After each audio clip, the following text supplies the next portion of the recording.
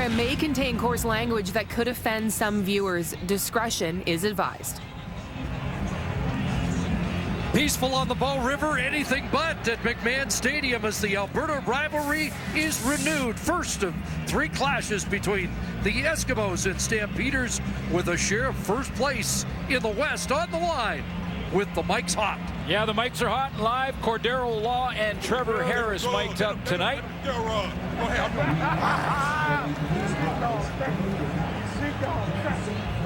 And when Calgary has the ball, it'll be Nick Arbuckle. Of course, quarterbacks mic'd up like last year in the live mic games. And this year, it's a defensive player as well. So we've got a mic on Josh Johnson. We'll listen in that Edmonton huddle on defense. Both teams 4-2. Jason Moss's club looking for its first regular season win here at McMahon since 2015. And for Dave Dickinson, the 15th consecutive year, the Calgary Stampeders have been at least 500 through the first third of the regular season. Underway, wind at the back of the Eskimos to start here. And Terry Williams on the return, and he bounces out across the 30-yard line to set things up for Nick Arbuckle, who had 370 yards in passing last week, but Calgary didn't generate a touchdown offensively in their win against Ottawa. Start number 5 for Arbuckle. He's 3-1 as a starter. First start against the Edmonton Eskimos in this Battle of Alberta. Ugly 73 rattle HROT lead, yeah. Backside W hitch on goal. Baby? Yeah. Hey, money. Come steal this dig. Dangleton on the waggle. And Arbuckle looks to the far side and reaching back to make the catch is Markeith Ambles. Hey. I thought you were going to convert. Starting tailback with Arbuckle will be Romar Morris. The guys on the panel mentioned his first game back from injury ahead of schedule, which is good news for Calgary fans. And a couple of young guards, Justin Lawrence and Ryan Sevier, are going to start both out of Alberta and both 23 years old. Justin Lawrence from Spruce Grove fears Arbuckle on 2nd and 8 over the middle, and the pass is dropped. Ambles can't hang on. It's a 2-and-out to start for the Stampeders. Not on Arbuckle. He knifed that one in there, and he gave Markeith Ambles a great shot at it and a chance to protect himself as well, because there was Edmonton defenders on either side of number 17. Just gave him a chance to slide in there. He just let it hit the turf.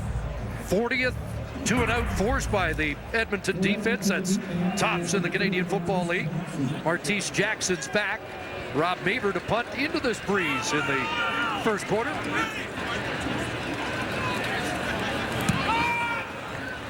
Good move. Sends Jackson back inside his 20. Just one big return for Jackson so far, and contained here. Nate Hawley down. And that is his 10th special team tackle to lead the Calgary Stampeders. Here comes Trevor Harris looking for his first ever win as a starter against Calgary. Yeah, 0-6-2 in his career against the Stampeders. Here we go. We got quads right tight, X flow. We got 40 arc, wide bricks, Z smoke. On one ready.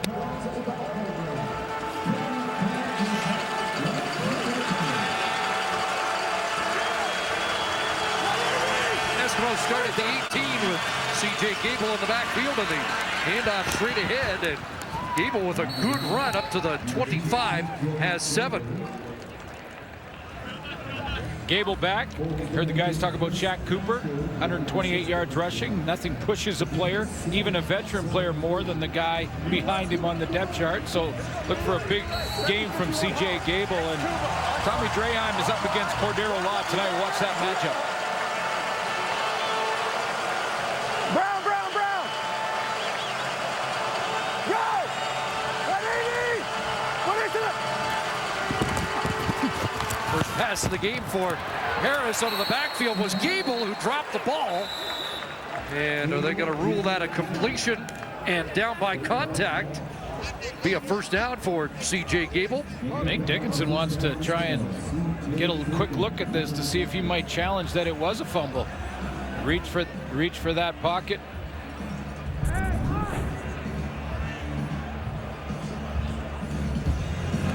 Couple steps there, and he was down. Yeah, down by contact. Brown can't make you fumble.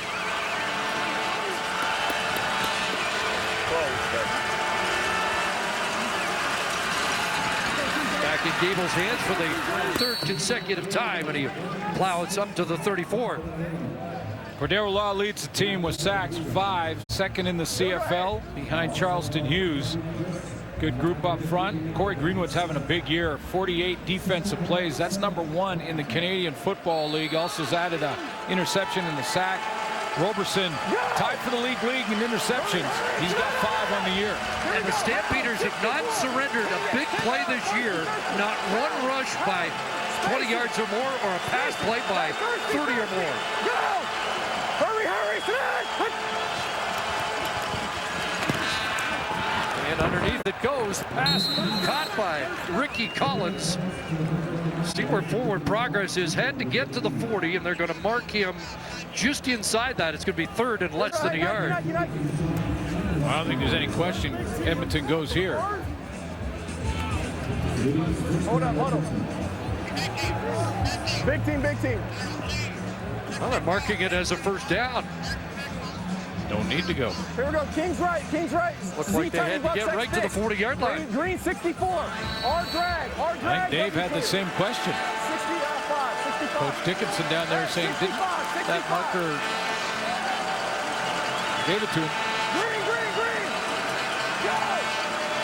Hurry, Three receivers near side. The ball comes that way, and Ricky Collins gets stuck by Raheem Wilson, the young corner in that Green. refurbished defensive secondary of the Stampeders. Green 64. Hey, Hickey. Hey, wide Cherry, R-Dog, stop. Cherry.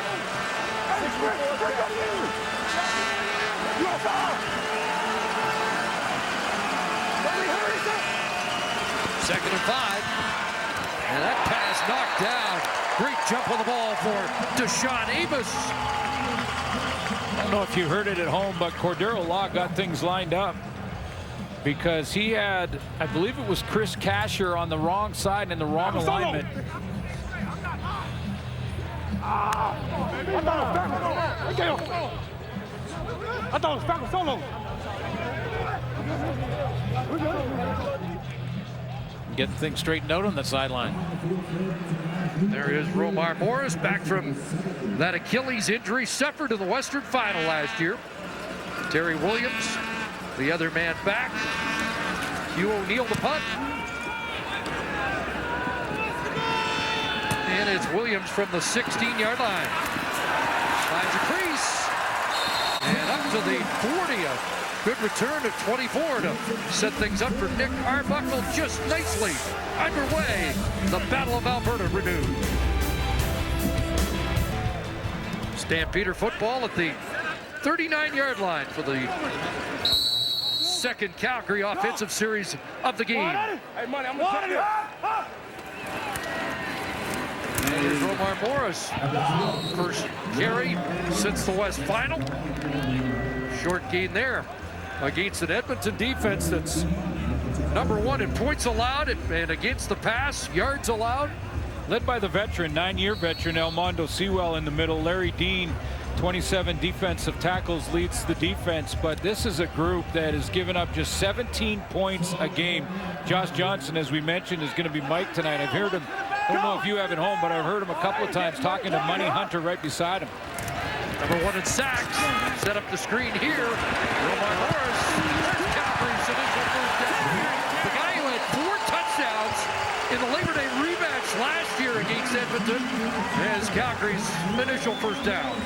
Yeah, Romar Morris back in his first game. Dave Dickinson told me that he would be, used in a rotation with Terry Williams and maybe even a little bit of Ante Milanovic leader because they want to get blocking in the passing game with their fullback. So they're going to rotate the 3 of them, but there's the numbers September 8th.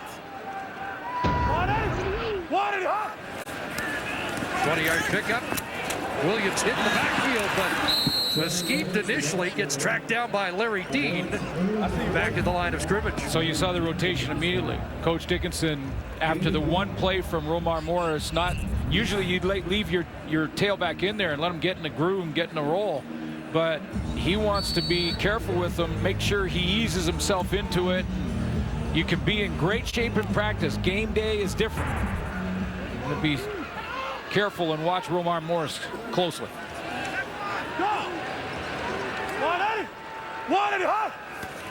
Second and 9. Underneath it goes. Williams again. Nowhere to go as he gets forced out. That's Money Hunter stepping up from his defensive halfback spot. Sets up third down.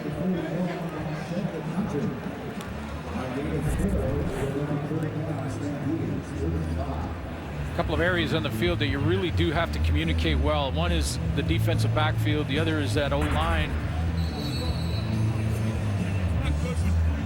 Against the wind, they will not try what would have been a 52-yard field goal. It's Maver looking for the corner. 3 times inside the 10 so far this year. Pressure was on. Line drive boot. That is going to go out around that 10-yard line. They're going to mark him out right at the 10.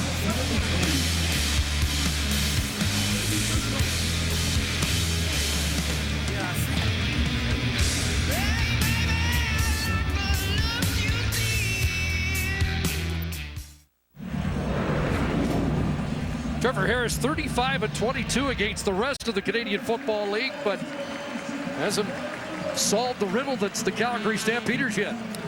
That stat at the bottom, most against any team, is the reason for the one at the top. And boy, has he avoided the interception this year. Just 2 on the season for Trevor Harris after 6 games. Holding penalty on the punt, drives him back to the 5. Gable not going very far on that carry.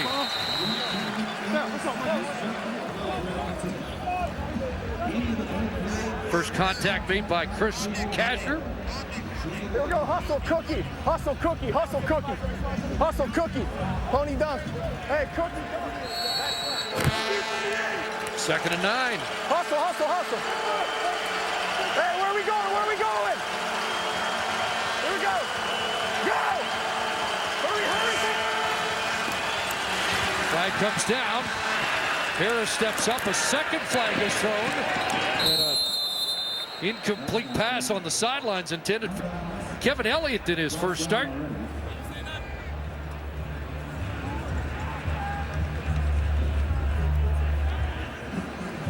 Was with Trevor Harris as a Toronto Argonaut. Like the way Harris asked, where are we going? And Travis Bond was the guy who he was talking to the O-line.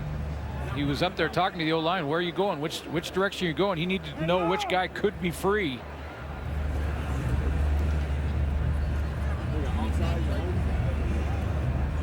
DeVaris Daniels was on the depth chart but scratched today. So Kevin Elliott gets the start. No Greg Ellingson in this one.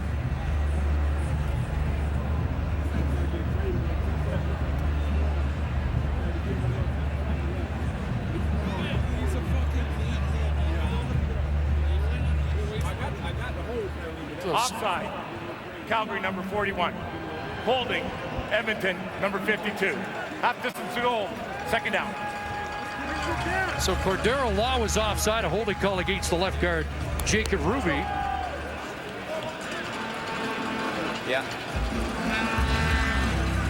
And the Eskimos, the most penalized team, but had a practice this week where no penalties were called. First time this year. Here we go. Hey, fifth week right. Hustle right. Hustle, hustle, hustle. Go! So second down over. Have to get to the 15. Here comes pressure over the middle. Elliott's got it. And a big first down on Kevin Elliott's first catch of the year. Played in the final game last year and had a couple of receptions. Well, that's a monster play. You know, and I know it's first quarter. I know there's No score on the clock, but when you're backed up on your own 5 and have to get out of the hole, and even just to give yourself room to punt the ball if you have to in a couple of plays, very important to get that field position back or it turns into points when Calgary gets the ball back. 24-yard pickup and a first down. Now Harris hit as he tried to throw. Ball popped out. Edmonton on it, and they are ruling that a fumble. Colin Kelly gets on it. Kelly gets on it. The first thing I look at is the quarterback and his health, because when he's getting ready to torque and throw that football and just unleash it, and it looked like it was a downfield throw that Trevor Harris was stepping up and trying to accomplish here, and then he gets hit and the ball and the motion stops suddenly, that's when you can damage your shoulder, but it looks like Harris is okay. And that was Cordero Law. Second in the league with 5 sacks. And a flag comes down. And so does a little rain, I think, here. Where's that coming from? Man, it was a... Procedure. Edmonton 67-64. Second down, repeat, 5 yards back. Appears to be an absolutely beautiful night here. I can't even see any clouds, and yet there's rain coming down, so... Hey, we got quad 74. Hey, what do you want? Strip. Stutter cat. Both tackles Strip, 74, strip. were offside. So second and 13. Green. Go. Hurry, set. Wide side jump and on the hands of Kenny Stafford with Trey Robertson on the prowl on the hot corner where he's got 5 interceptions on the year. And 5 knockdowns, leads the team in that category as well. So he's had his hand on the ball 10 times, and a couple of those could have turned into interceptions as well. This one, he had better position than Trevor Harris's receiver. He was inside of Kenny Stafford, closer to the ball, and Stafford just tipped it away, or that's another pick.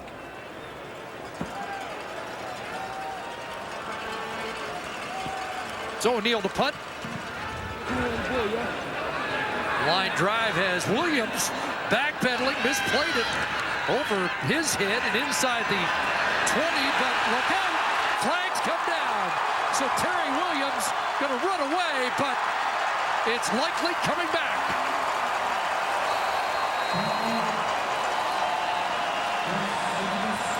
Couple of flags on the play will negate in the year of the return, another absolutely touchdown return. Saw 2 last night. Big game in the special teams for the Ottawa Red Blacks against Montreal.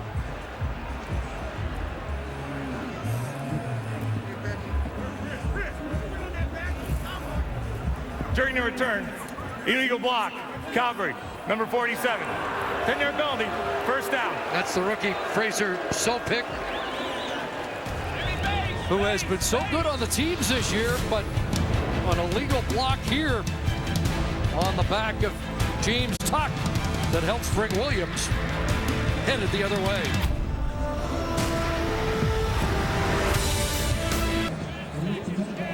Big blast by Hugh O'Neill and a penalty wiping out a huge return for Terry Williams. And when the dust settles, it's first down Calgary at their own 15.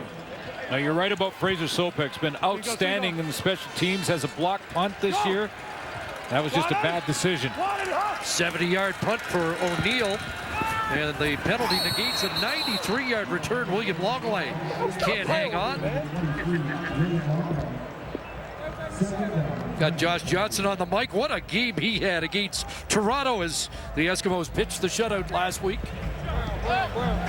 Johnson 5 tackles, 2 knockdowns, a tackle for a loss, and his first interception as an Eskimo.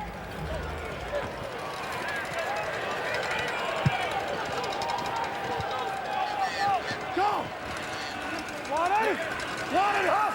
Second and 10. Arbuckle time. Got him. Takes the shot.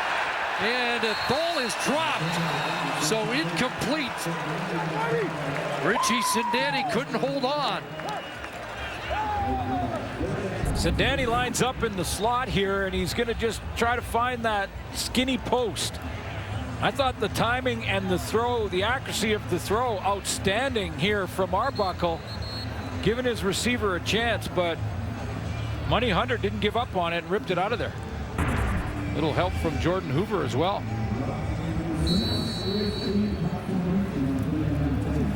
Arbuckle with the top percentage on passes of over 20 yards this season. 2 plays and 1 bad decision, and what a difference in field position. Pressure on Maver, but gets it away. Martese Jackson to the 55, and he hit a wall there and brought down quickly. But a nice defensive play by Money Hunter that kept Calgary backed up as the ball just jarred loose. There's Bo Levi Mitchell making progress and trying to dry off, and also doing that is Sarah Orleski on the sidelines. Oh, I'm definitely not dry right now, Chris. Make no mistake about it. The cloud is right above me. It is the first time since 2013 that Bo Levi Mitchell hasn't been starting a quarterback for a Battle of Alberta. He is getting closer to returning, though, so expectation is he will be when the Labor Day Classic happens. I spoke to him today. He said that he threw for the first time yesterday. He threw 50 balls all around the 10-yard range. Said that no surprise, it was a little bit stiff in the beginning, but then it was able to loosen up around his 15th throw. He wanted to try to go a little bit farther than 10 yards, was held back for it, though. He will begin practicing this week, and he has August 17th against the Montreal Alouettes here at McMahon Stadium circled as his return date. And Sarah, they tell us if you wait 10 minutes, the weather will change here. Or if you want to go to the Edmonton side of the field, I think it's sunny on their side and raining on Calgary's. This Offside. is bizarre. Edmonton, number 18. 5-yard penalty. Remains first down. Kevin Elliott ahead of the snap. Sunny and raining all at the same time. I talked to Dave Dickinson about Bo and his development. He said they've got a short week after this game before they play the Bombers, and then they've got a bye after that. But Dave would like to have Bo in practice, as Sarah mentioned, and ready to play just in case they want to go with Bo and bring him back for that Winnipeg game. So we'll see how he progresses. Get closer, though. First and 15, toss, incomplete. You know, but I think health-wise, he feels like he's good to go. Now they want to just ease him back so he doesn't just, you know, start I have a rule about this, okay? chunking it deep. He was out there talking to the fans and hanging out and signing some autographs in pregame. And, you know, you never know, too. The way quarterbacks have been going down, if Nick Arbuckle got nicked, he may have to play against Winnipeg. I think ideally, though, if they had their pick, they would wait until after the bye, after the Winnipeg Blue Bomber game. So we'll see how he goes this week in practice. Second and 15, pocket collapsing, and that pass may have been tipped as they tried to check down to Tavon Smith. That's on me, that's on me. Quick 2 and out, and the offense is really having trouble That last one's on me. getting anywhere. Good, Seven. Not sure if you heard that, but Trevor Harris on the way to the bench said that one was on me. He just was trying to throw around the rush there and missed his target.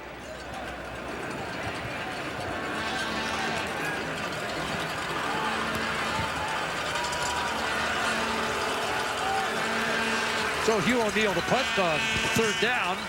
Looking to back them up with another big boot. Morris fields down at the 11.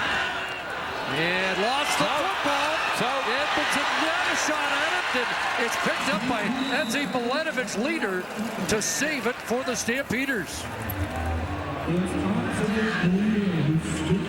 Well, the field is flopped, and it's been flopped for a couple of reasons. That one play a couple series ago from Trevor Harris getting it off his 5-yard line and down to around the 30. The big punt, the bad decision by Calgary Sopik on the return on the clipping penalty. That put Calgary deep. Now this punt and fumble, and the Stampeders are on their own 5-yard line. So it's flipped from one end of the field to the exact opposite in about 3 or 4 plays. Tanner Green, the forced fumble. You saw Jason Moss gesturing to his cover team, just knocked the ball out of bounds. But they tried to jump on it, and were unable to come up with it. And here is Morris off the right side. Nice burst by him. Taekwon Glass the tackle, but a run to get them out of the shadow of their goalpost. That's the other thing Coach Dickinson told me yesterday about Romar Morrison watching him, is that he hasn't taken a hit in 8.5 months. So you know that takes a while to get back into the flow of taking the pounding, taking the tackles, taking the hits, and bouncing back up. So much for home field advantage. It continues to rain on the Calgary bench, and the Eskimos appear to be in complete sunshine. We're trying to take a shot right now.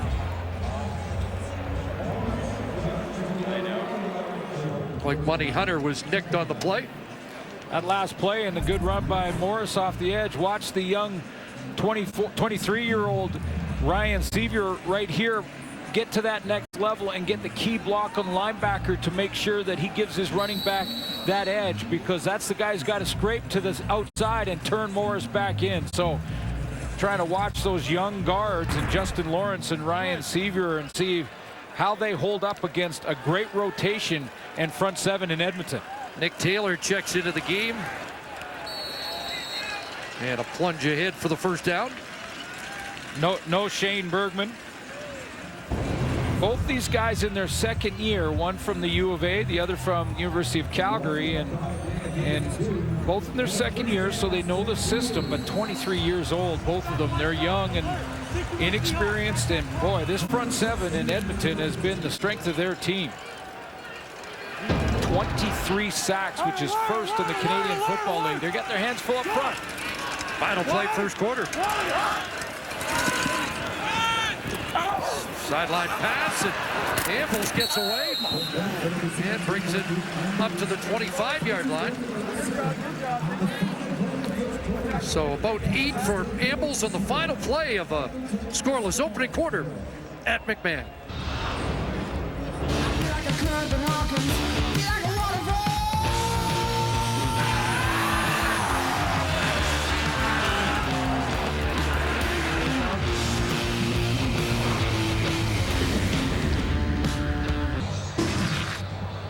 Well, defense dominates the opening quarter. The biggest play, a 93-yard punt return taken off the board by penalty. Yeah, just 100 yards there of offense combined between the two teams. You're playing against good defenses here in this one tonight. The Edmonton Eskimos lead in most categories. Calgary's not far behind. So not surprising to see the offense is getting off to a slow start. That was a big penalty by Fraser Sopek. He's been so good on the teams.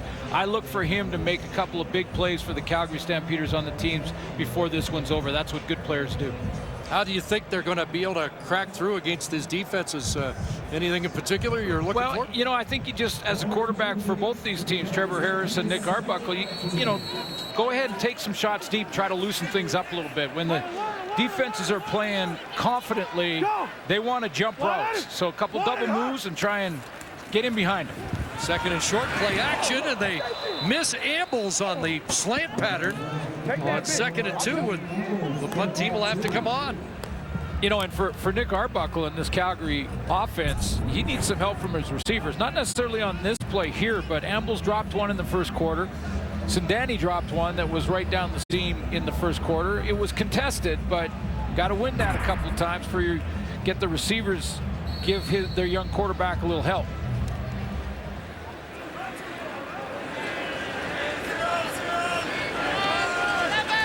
So Rob Faber, first punt with the win. Martese Jackson at the 40. Gets a block at the point of contact, but that draws a flag.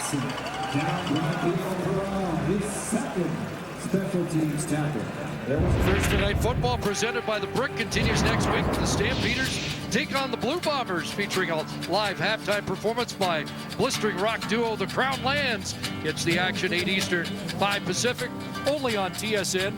Both teams in the middle third of the season play each other 3 times and Winnipeg once, so we're getting into the meat of the schedule. Yeah.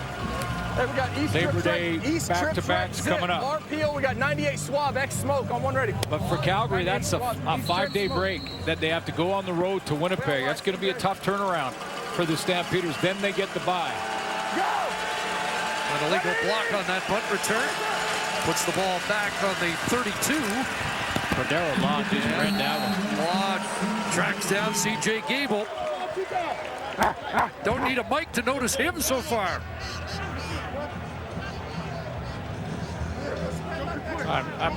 I'm a little surprised he isn't a little more chatty after a play like that. He comes down hard here from the backside and just runs this down, runs C.J. Gable down.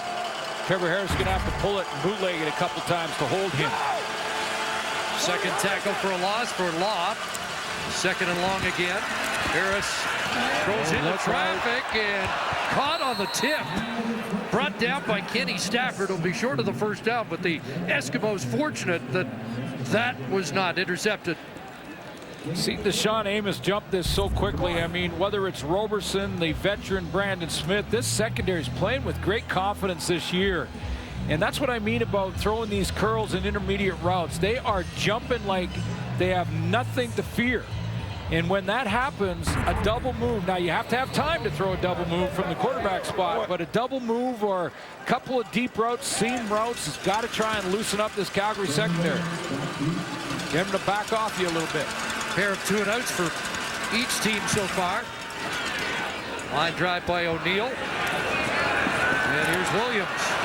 Past the first wave and the second. And now maybe outside over midfield before he's driven out by Vontae Diggs.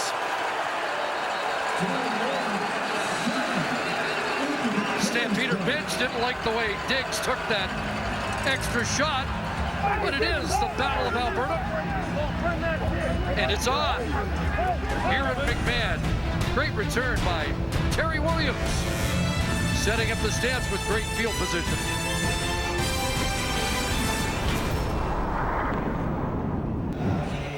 This is what we were talking about at the break. First place in most categories. This one, 23 sacks on the season. That leads the Canadian Football League, but passing yards allowed, 177.8 in the pass-happy Canadian Football League. To be under 200 is remarkable. That's why most yards allowed in one game, 212 passing yards. I was saying the strength of this team is that front seven. Here are the stamps. Arbuckle was pressured. Vontae Diggs on the blitz forces that incompletion. And they didn't disguise it this time. They just lined up on the line of scrimmage and got after it. Especially with a guy in his fifth start. I mean, Nick Arbuckle admitted to us yesterday. He said, you know, that's why he leans on Bo Levi Mitchell on the sideline sometimes. He leans on him to say, you played against these teams.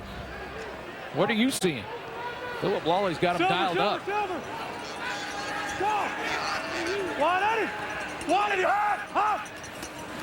Second and 10, again. Pressure again. Pass for Rogers. And who's got it?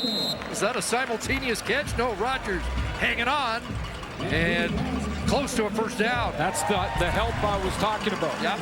And the help comes from number 4. No surprise there.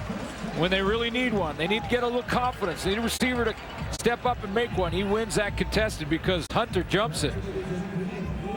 Just fights for it and gets there, but still a yard and a half, 2 yards, and Dave Dickinson's putting the kick team out with the wind at his back. He's going to try for 3 here. Going to send out Rennie Paredes in his 150th game.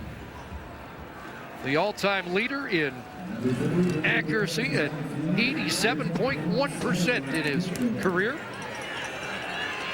And this from 47 yards out. Out of the hold of Rob Maver, and Paredes on the money. Walk-off last week in Ottawa. And he opens the scoring here. 3-0 Calgary early second quarter.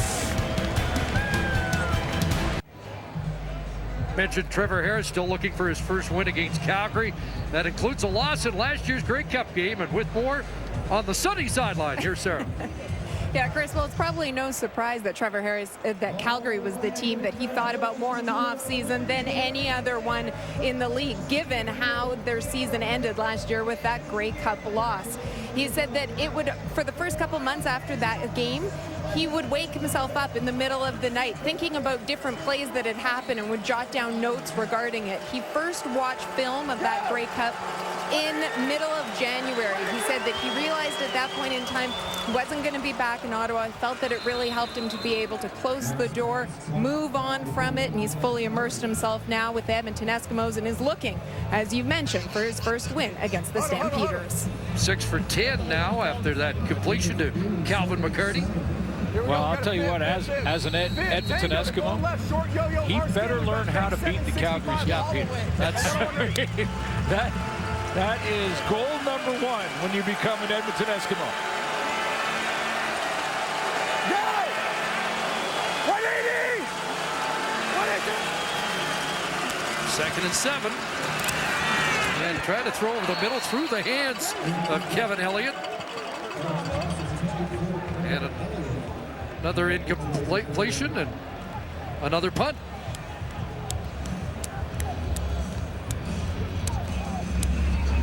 Elliott getting the call today instead of the former Stampeder Tavares Daniels. It was just a couple of looks there. I was kind of curious to see if Trevor Harris would go over and say something to Kevin Elliott. Just don't worry about that one. We'll get it back. And they just made eye contact, and that was all that was necessary. 3 consecutive 2-and-outs for the Eskimo offense. Terry Williams has been dangerous.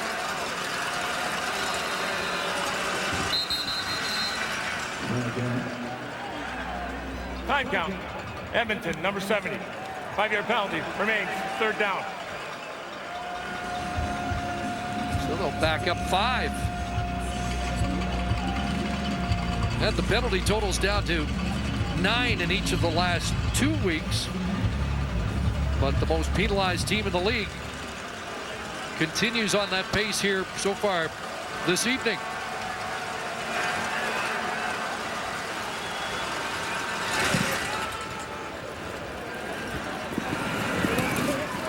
That's Romar Morris this time, and he'll bring it back to the 40.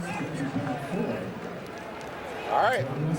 Now this, speaking of the Battle of Alberta, looks just strange, and I think it will all season long to see J.C. Sherrod in white and red. Calgary Stampeders, and boy, talk to any one of the linebackers for Calgary, and they'll tell you how important he's been for their growth and development. You see his resume outstanding as a player, but sometimes that doesn't transition to the coaching ranks, and he certainly has, because Corey Greenwood's having a fantastic year in the middle. I mentioned leading the league in defensive plays. Here's Morris, and he gets smothered. Big play there off the edge by Kendall Victors out of Tennessee in his rookie season in that rotation on that Eskimo defensive line. Just solid, top to bottom. I mean, when Alex Bazzi's getting 10, 11 rushes per game or snaps per game, and that's a good group. Go! 180! 180! Loss of 3, 2nd and 13.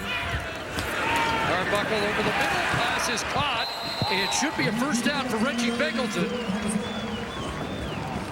They're going to mark it right at the 50. Has to get almost to the 51, so it'll be 3rd and 1. Smart move by Begelton after he touches the ball for the first time. He's going to run that dig route, gets the ball, and sometimes you want to make a move in the open field, and sometimes you brace yourself, get ready for contact, get things going. He was right at the marker. I don't think Calgary would like that spot. Looked like he had advanced a little further. They'll try the jet, and Markeith Ambles has the first down right at midfield before he's taken out by Larry Dean. See if that Reggie Begelton catch can get this offense started.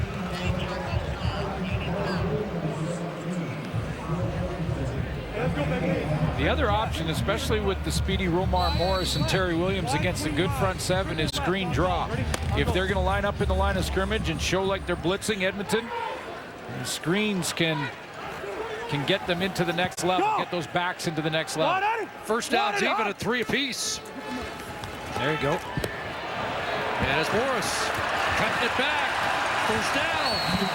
Romar Morris looks quick in his returned to the lineup after the Achilles injury kept him out for the last 8.5 months. See, that's what happens when you load the field. There's Romar Morris, and watch him just kind of bubble out. Little swing pass, little swing screen here. Gets it outside. Now he's in space.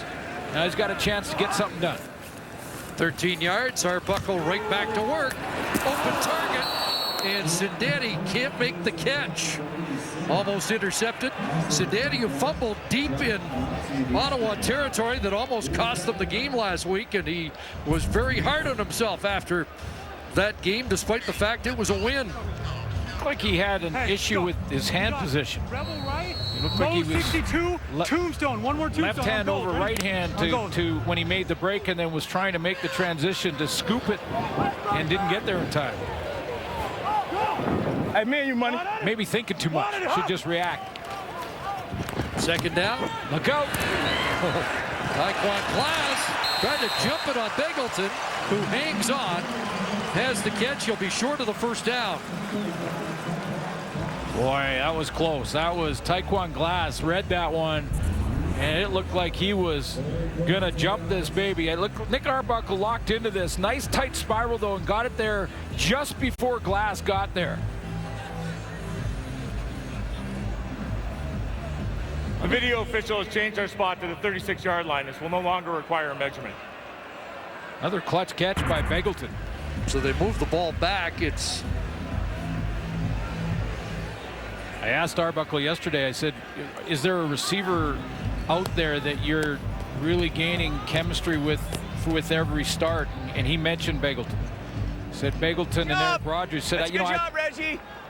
Said I played with the backups Good fight. when I was the backup quarterback, so I kind of know them. I've just learned over the last few weeks a lot more about Eric Rogers, a lot more about Reggie Begelton. Richie Pop. Haley. Well, the change of the line of scrimmage impacts Dave Dickinson. He sends out Rene Paredes for the field goal attempt instead of a third down gamble, and Paredes 2 for 2 on game number 150. And the lead doubled down to a 6-point Calgary advantage. Ottawa Red Blacks, next opponent of the Eskimos at Commonwealth on August the 9th. Go! 180! 6-0 Eskimos trail, starting at their own 35. And another flag comes down. There's Elliott with the catch up around the 51-yard line. Let's see if it stands. Looks like it's coming back. Holding Edmonton, number 52. 10-yard penalty, remains first down. Jacob Ruby. 13M. Here we go, hey, 13M.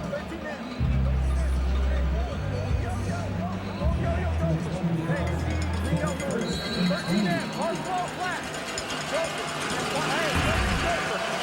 Our flow flat. Go! 180! What is it?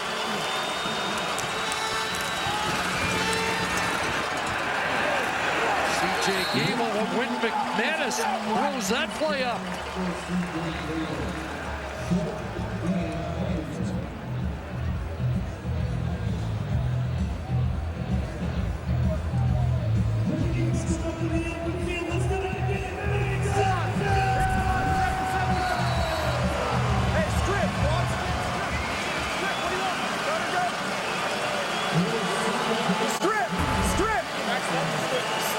Let's go back left.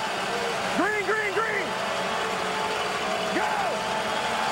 Hurry, stop. 2nd and 20, and the pressure on. Law unable to come up with him, but another flag comes down as getting written out is Elliott.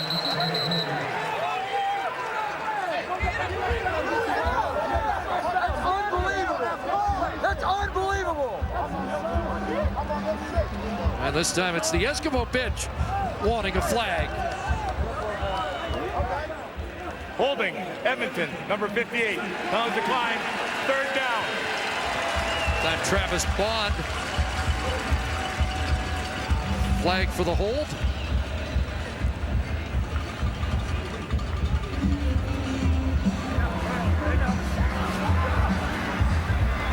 4 consecutive 2-and-outs for Jason Moss's crew.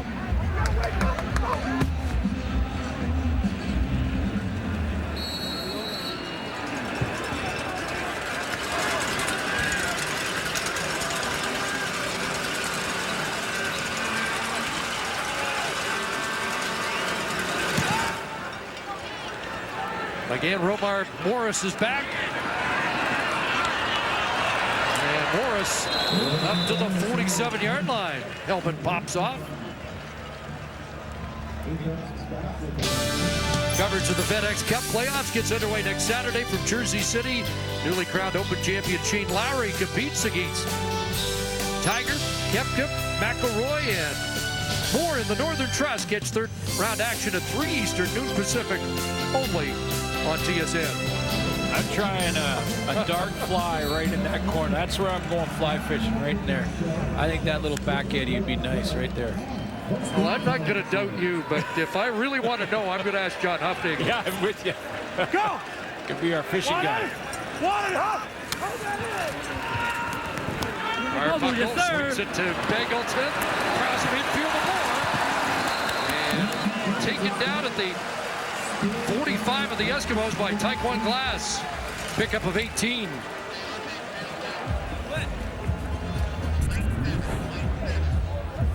Go. Hey, we got Y slide to fin right. Z swing right. Pistol 36 truck on goal. Ready? Truck. Hey, me and you, money. There's the best fisherman in the Go! stadium here today, John Huffnagel. Antti Milanovic, leader, will get a turn.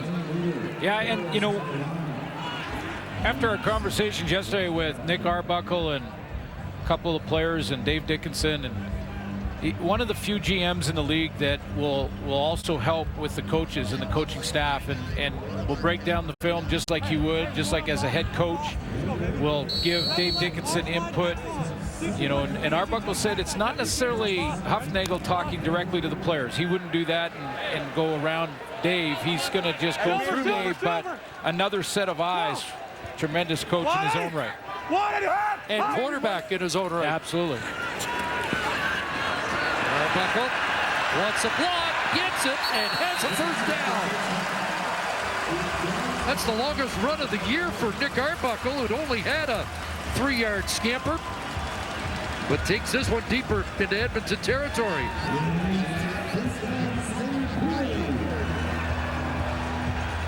And with that first down run, we hit the 3-minute warning. Calgary's got the lead and threatening to add to that. Nice scamper here by the young quarterback, Nick Arbuckle.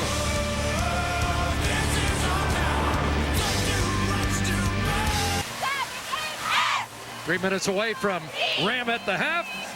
We'll check in with Rod Matt, Milt, and Davis and get their take on what has been a defensively dominated opening half. Couldn't believe the panel never heard of Dead Men Don't Wear Plaid, the movie last night. Well, but it is the only panel that gets their own cheer team. First down after that 10-yard run by Arbuckle. Spins that to Marky Bambles, and he can't hang on. Separated from the football by Archon Calhoun on the corner. Yeah, Calhoun rips it out. I mean, it looked like Ambles had his hands around the football and looked like that was going to be a good catch. He also had Arbuckle, also had Eric Rogers over the middle in the hole in between. He elected to go to the sideline, out to the numbers here. You can see the catch is originally made, but go! Hey, Hoover! One, huh? 2nd and 10. Pocket collapsing, and Arbuckle goes down at the 35-yard line. There's the first sack of the game for the Eskimos, and it will go to their 5-time All-CFL defensive tackle, Armando Sewell. Arbuckle likely talked to Dickinson and Bo Levi Mitchell on the sideline and talk about number 4, because I've been watching Eric Rogers away from the ball, and he's getting open.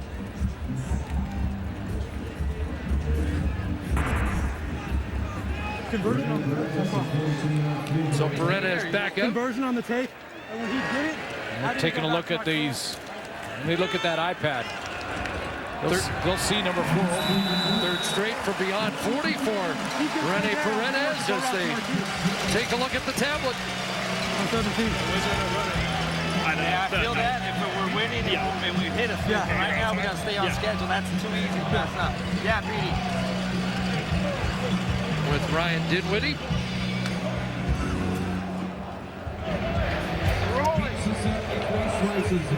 So 3 field goals for Dave Dickinson's So did the Mike. crew here in the second quarter. Can't be. All on the last 3 possessions. So Trevor Harris got some work to do here. Go! White 20! White 20! Trying to get Gable established, but not much there. And CJ Gable now up to 14 yards rushing in this first half. Here we go, Brown. Both these 64. defense playing great. Brent Monson's group Pile chase. 64 came into this one leading the league in forced turnovers, Let's go. but are doing more than that right now. They're just shutting down Trevor Harris in this offense. Go! 180! What is it? Second and 8. Quick hitter caught and lunging a hit for the first down is Kenny Stafford. Good decision by Stafford. Just get the first, get the momentum. Remember when Beggleton did that for Nick Arbuckle? They got a couple of field goals after that Beggleton catch. S. Rambo. Interesting to hear Milt Stiegel say that he thinks that Trevor Harris has been the best quarterback in the league this year so far. Hurry, set up. And I think he's got a point. You look at the numbers and the yards, but those numbers have dropped off of late. Great play by the safety, Royce Metchie, cutting down C.J. Gable for a loss of 3. Nickel left top. 65. Green 65. Green 6 up. Here we go. X peak. Stiegel also mentioned, and I agree, you know, like good quarterbacks, even if they lose one of their top receivers like Greg Ellingson for Trevor Harris, still should be able to distribute the ball, whoever fills in. And they've got good guys like Kevin Elliott filling in. Hurry, set. Second and 13. Underneath it goes Tavon Smith, the catch. Well short of the first down, up to the 51. Brought down by the defensive tackle, Mike Rose. I really believe, though, and Harris has got some time here, and I believe that it is a couple of deep shots. You know, when you plant, a DB gets that planted in the back of his head that you're not afraid to go deep. You just take a step backwards before the snap of the ball. You just give that receiver a little bit more room. I hear you. It's amazing, though, that in 6.5 games, Calgary's not given up a pass of over 30 yards. Yeah, they're good against it. That's just a stunning stat. O'Neill's boot, Romar Morris on the move again. And Morris with a flag down, another big Calgary return is going to be wiped out by penalty as Morris gets across the 45.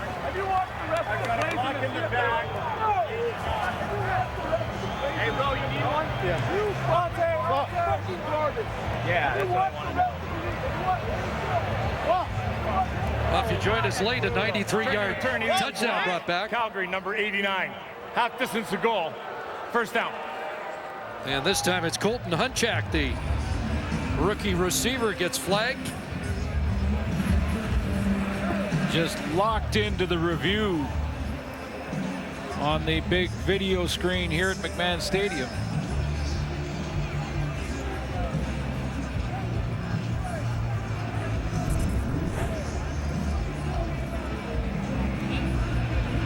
Good hustle and good work downfield from James Tuck.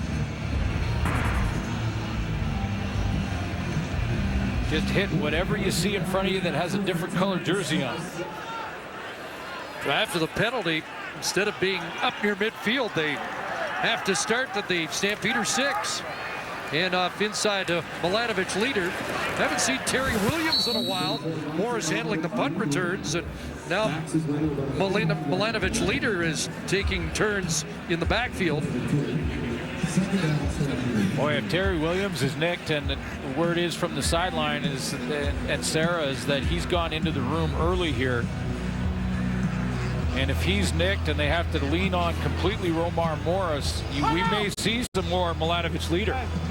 I'm going to work this whole clock. Work the whole clock. Right tight, X on, W fly. Pistol, 34 zebra force, W sub on gold. Ready? 34. Third Arbuckle trying to drain the clock here. Hey, Hoover, go! Not give Edmonton good field position with time left. Milanovic leader again. Good second effort, driving across the 16-yard line. He'll be close, but look like about a yard short. It's funny, I said to Coach Dickinson, I said, so the rotation, Romar Morris, Terry Williams, how much? He goes, oh, don't forget Ante Milanovic leader.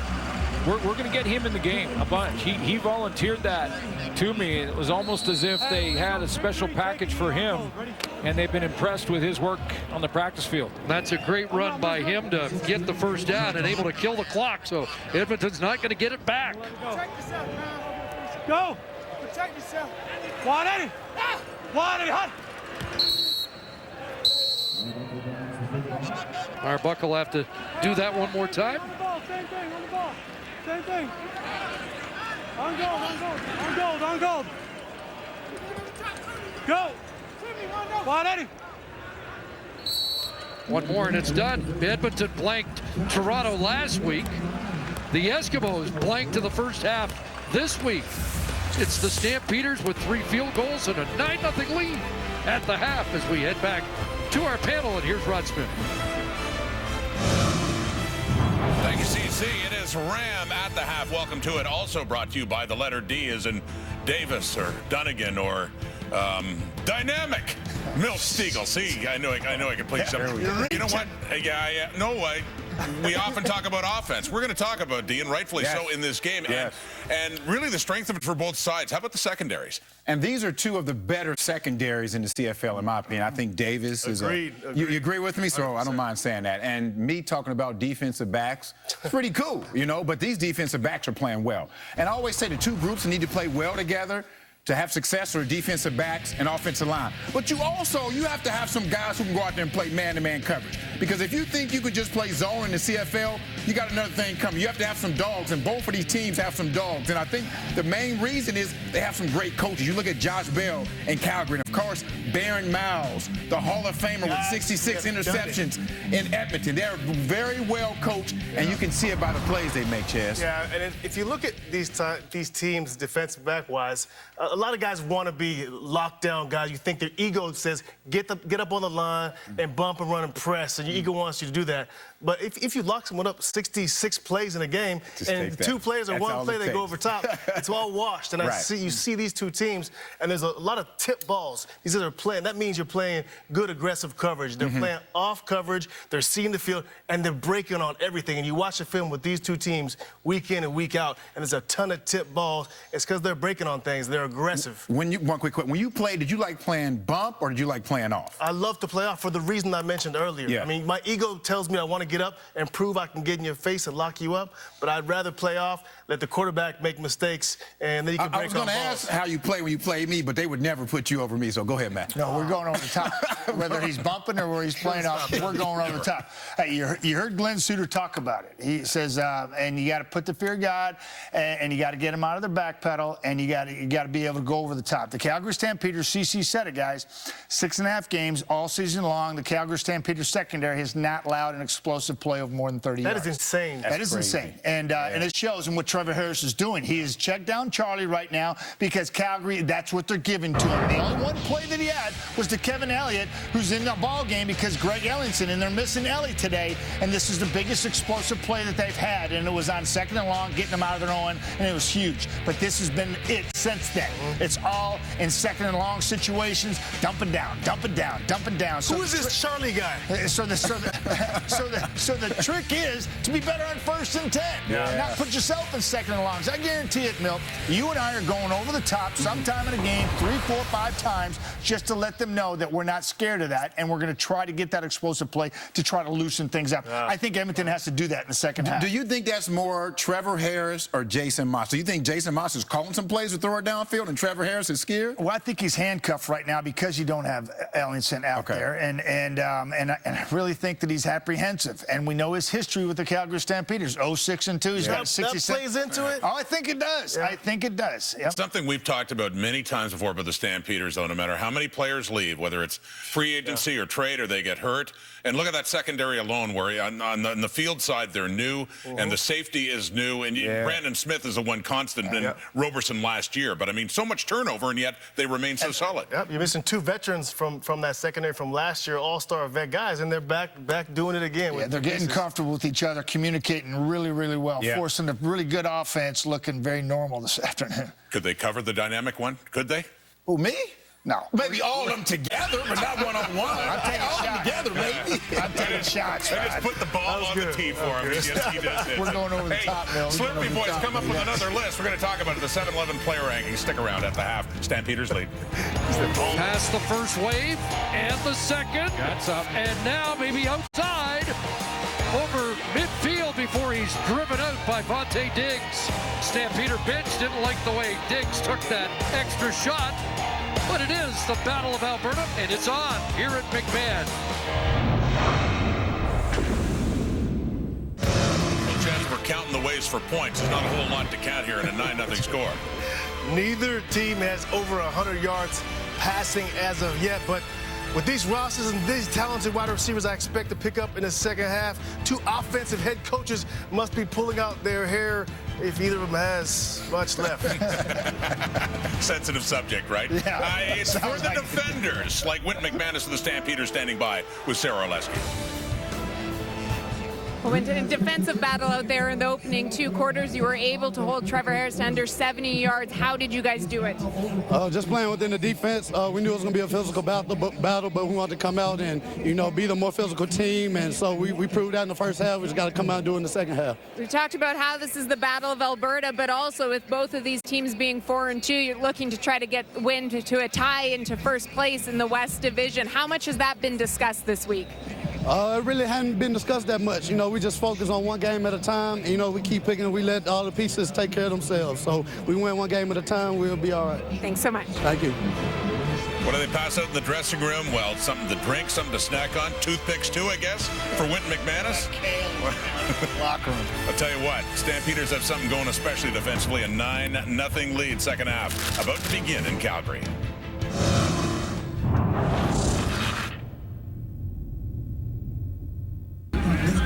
Hard to believe the last time these 2 teams met, there was 1,052 yards of offense and 90 points. It's 9-0 here at halftime. And before we start the second half, here's Sarah Oleski with the top tackler for the Eskimos, Vontae Diggs. Vontae, you were able to hold them to field goals, down 9-0 though going into the second half. What stood out to you most about those opening 2 quarters? They just have very good field position. Their defense is doing a hell of a job keeping our offense real quiet right now. So really coming out, and we're going to make our little adjustments that we made, and our defense is going to continue to play ball. If they got to continue to hit field goals and short field, then that's a win for us. What was said at the half amongst defensive players? I'm not allowed to discuss that information. But real talk amongst ourselves is just, we're giving a lot of ticky-tacky stuff away. We're playing too far off. We're not being as physical as we want to be at points at the point of attack. So all we're trying to do is get back to playing the way the Eskimos play. Appreciate the time. No problem. Thank you. And Suits, we are allowed to tell you that when Vontae Diggs signed with Jason Moss and the Eskimos, the first thing he looked up was, who are the arch rivals? He loves rivalry games. He went to Connecticut, hates Boston College. I'm guessing he wasn't a Doug Flutie fan, although that's obviously a different era. But Vontae Diggs had 6 tackles in that first half.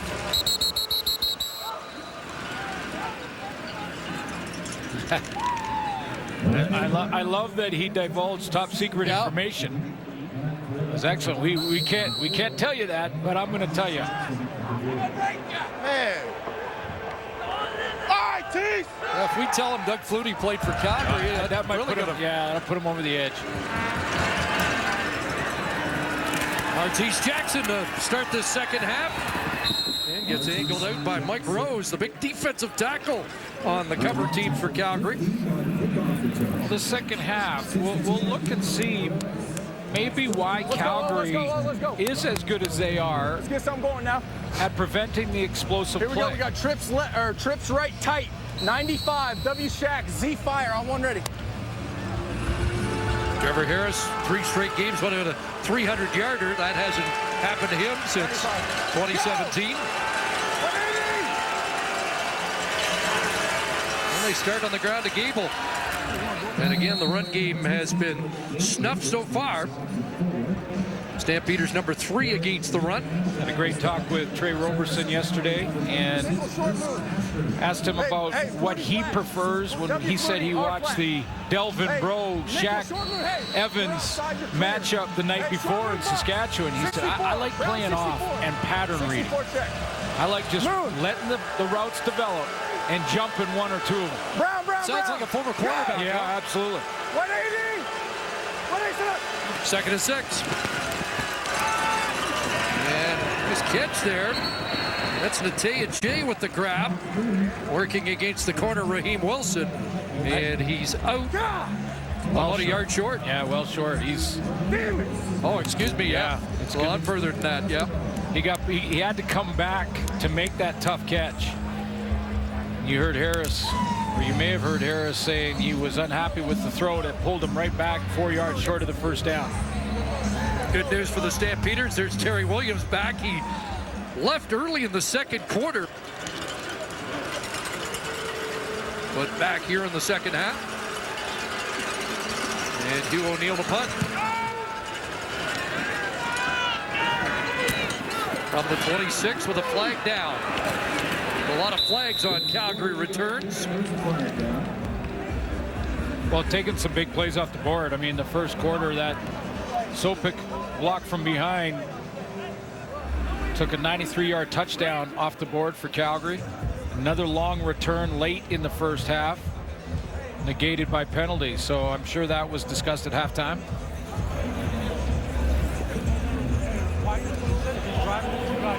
On this hitch. Calgary, number 37, 15-yard penalty. First down. Abu Kante is flagged, and it's another long field to start the 2nd half. Hey, it's on Miami. On Miami. We got Wizards right.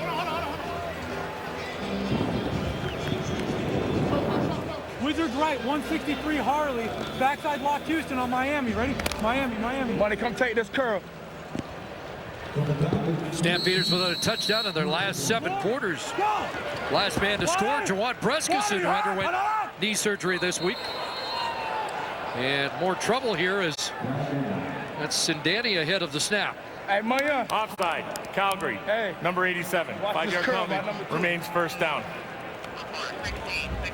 A lot of juggling of different mics in the live mic game, quarterbacks and defensive players. We've got Josh Johnson. Watch this curl by number 2. There you go. And I've heard this communication of Johnson a couple times. Not sure if you have it home because of the mix, but he is given a heads up to Money Hunter on almost every snap. There's a curl he just mentioned. And on ambles immediately. And he'll drive him back. Forward progress looked like about the 11-yard line, so short pickup. That's the other thing about pattern reading. It's about the study you do during the week with the opponent. And if you can be ahead of the game as far as almost calling their plays by formation. So they break the huddle, Calgary, and Josh Johnson's looking out there saying, watch the curl here. It's going to be the curl inside. We just saw the curl. He called the play before it happened. Go! Want it, huh? 2nd and 11. And Mark Buckle in trouble, and he'll be dropped. Mike Moore finishes him off. And it's the 2nd sack for that sack-leading Eskimos defense. Hey, come.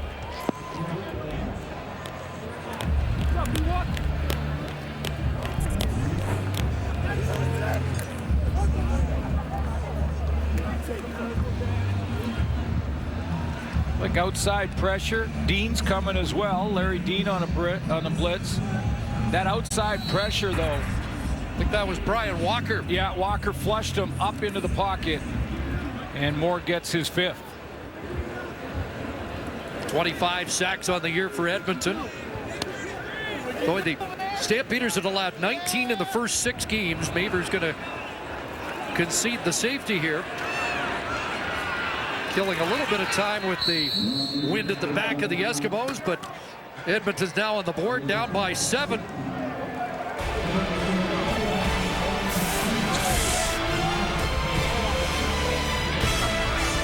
So a safety conceded by the home side.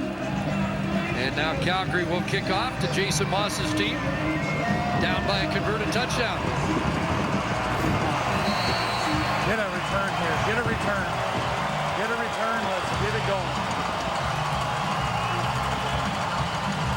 Martese Jackson will try and provide what the coach is looking for. Return game's been improving in recent weeks. But Jackson boots this one around a little bit. And now in trouble. Trying to kick it outside. Nate Hawley is there. And finally drilled it again. It's Mike Rose. How about the defensive tackle? That's a couple of kick cover tackles for Big 91. Saying something about his athleticism when you put a guy that size on the cover team, because he's got to be able to get down there with enough speed to be in that same level as the rest of his cover guys. If he's not, that's where the gap will be, and that's where the return team exploits it. Go! 180! 180! Pressure coming, but it got picked up. But there's the shot they were looking for. In stride, down the sidelines. Ricky Collins, touchdown. 83 yards.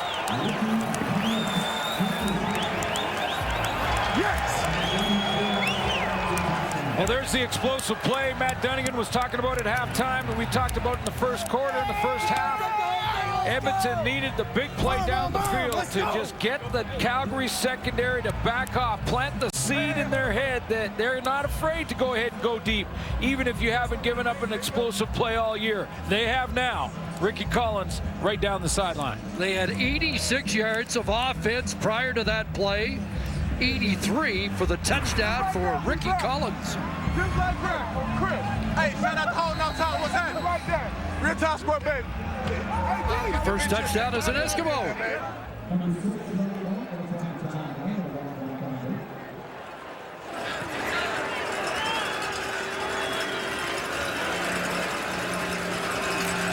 Biggest play of the game. Shot White adds the convert. 14th in a row for him in that department. Let's go. And just like that, the game is tied. Let's go. Hey, let's go. Hey, where's the man? Hey, where's the other one? Let's go.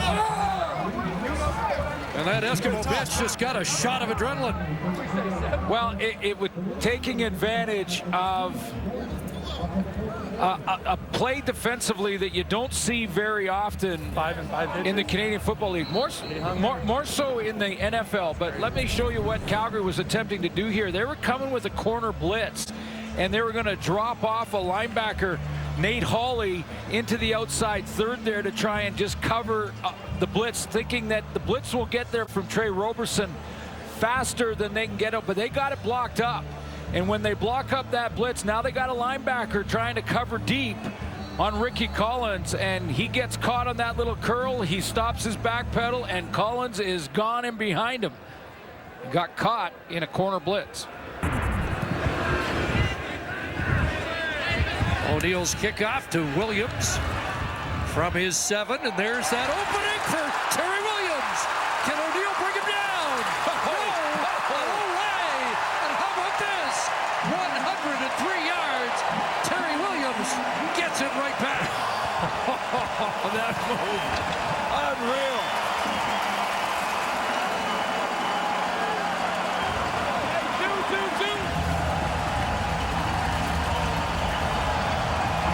Just like that. What a move at the top of the return with one man to beat. I know he's the kicker, but this was a sweet move anyway. Not here. Now watch, he breaks to the outside. Now full speed down the side. Watch how he freezes Hugh O'Neill. Right there, little inside move, and he just freezes him there. In fact, looked like he jammed his knee trying to redirect. Wow. Hey, look at the camera and tell him you're the best. Tell him you're the best. Tell him you're the best. Was he on the returners list in the panel at halftime? I can't remember if he was, because you better get him on there if he wasn't. Now they'll go for 2. 6 for 8 on the year. Go! 180! 180! And a handoff inside. That's not going anywhere. But Terry Williams, who provided the biggest play in the Grey Cup game last year. Love everybody. Hey, we just trying to be the trying to be the best, man. That's it. You know, we got more. Shrugging that 103-yard return was easy. The 83-yard touchdown for Edmonton preceded it. And suddenly there's been back-to-back explosions at McMahon.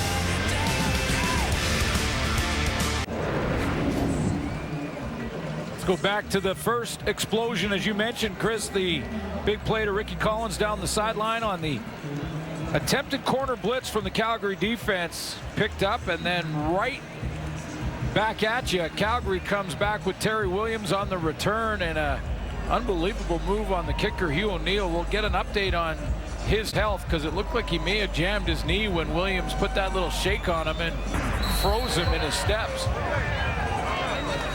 First kick return touchdown of the year for Calgary. The 14th of the league, and that sets a record now. That's the 8th kickoff return touchdown, the most ever in a CFL season. We haven't hit the halfway point. Ortiz Jackson gets stopped by Holly. Holly wanted to come back. He was with the guy in deep coverage, caught out of position, not because he made a mistake, but because he was out of position in the matchup. If the quarterback gets time on a corner halfback blitz from one side where you're taking two DBs and you're blitzing them and putting a linebacker back to take the deep receiver, that's got disaster written all over it if the quarterback has time to throw. Stampeders had only allowed 18 third-quarter points prior to that Collins touchdown. Harris looking downfield again. Now just dumps it off. And the catch made by Giebel up to the 35. He has 8. Sometimes the quarterback dumps it down by design. Sometimes he reads coverages and dumps it down. Sometimes he panics because the pocket's collapsing. Did you hear Trevor? I'm not sure if you heard it, but Trevor Harris there, as the pocket was collapsing around, he goes, CJ. Wide middle, Z post on one right. Trying to get his attention. I'm in trouble here. Go! 180! What is it? 2nd and 2, calls CJ's name again. And a first down. Cut down by Royce Mechie, the safety, but the yardsticks move for the Edmonton Eskimos. Huddle. Trevor Harris now with 14 completions. He has 19 consecutive 20 completion games. Here we go. We got Kings left swap. 90 stone, W flat, X diagonal, Y Halloween on one right. Yeah, 90 stone. Left side. Go! 180! What is it? And a handoff to Giebel again. He's taken down at the 45. Brandon Smith stepped up to help bring him down along with Holly. Huddle. Hey, we're off the hash. Two great pros going at it there. Got one right here, and then CJ back in the backfield. Really amazing the record the Calgary Stampeders have when Brandon Smith is in the lineup. 123, 38, and 1. A 762 win percentage. Trevor Harris has completed 9 straight. Looking for 10 in a row, and a nice catch there. It's Tavon Smith with the catch. Going to be a yard short. If they give him the 50-yard line, it'll be 3rd and 1. Is it a short one or a long one? It looks like a little more than one. Because if it's a long one, you're tempted here, I think, if you're Jason Moss, to kick it and play field position when you have the wind at your back. But if it's a short one, you want to go. They're going. It's full yard. It's going to be Hard right to see if the spot might be a good one. Looks like they're lining it up on the 51, which would be enough. I don't think the Stamps like the spot, obviously. I think they might have to look at this anyway. Yeah, they're going to bring him in. That's how close this one is.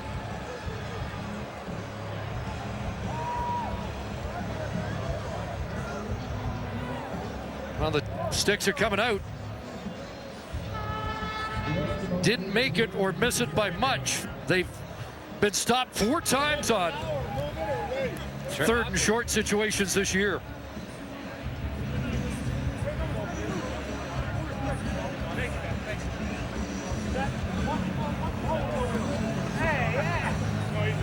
David Beard has been shaken up, and that's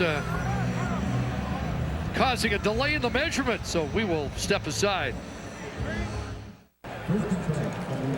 Well, by about half the length of the football, they do have a first down, but without their starting center, David Beard. Remember, they've already lost Right side here. Matt O'Donnell. Go! Jacob Ruby will handle the center duties. Kyle Saxlett comes in. We've got a 4 American offensive linemen now, and that will change the ratio. Calvin McCarty will likely have to stay in a lot now to keep the complement up. Jacob Ruby moving into center there. That shotgun snap was high. Keep your eye on that, because if it's erratic. Holding Edmonton, number 56. 10-yard penalty, remains first down. First play for Saxlett, and he gets flagged for a hold. Here we go. Hey, green 764. If the shotgun snap is high or erratic in any way in the next few snaps, it's going to take Trevor Harris's eyes off the coverage. You don't want to have to really concentrate too much on the ball coming back to you. It's got to be right in the spot you want it, so you can keep your eyes downfield. Go! Eskimos will allow just 1 sack all season long.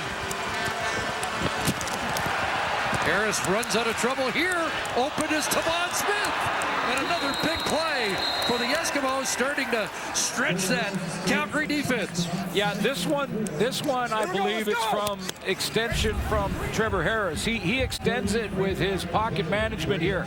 He's got his eyes downfield, doesn't like it initially, and he feels the pressure inside. So when he steps up, he bounces, and then once he bounces, then the receivers react. The short guys turn up, and the deep guys come back, and Smith happened to be one of the short guys turning up.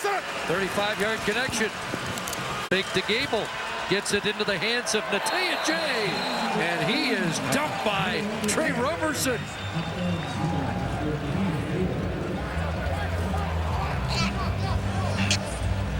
He's a football junkie.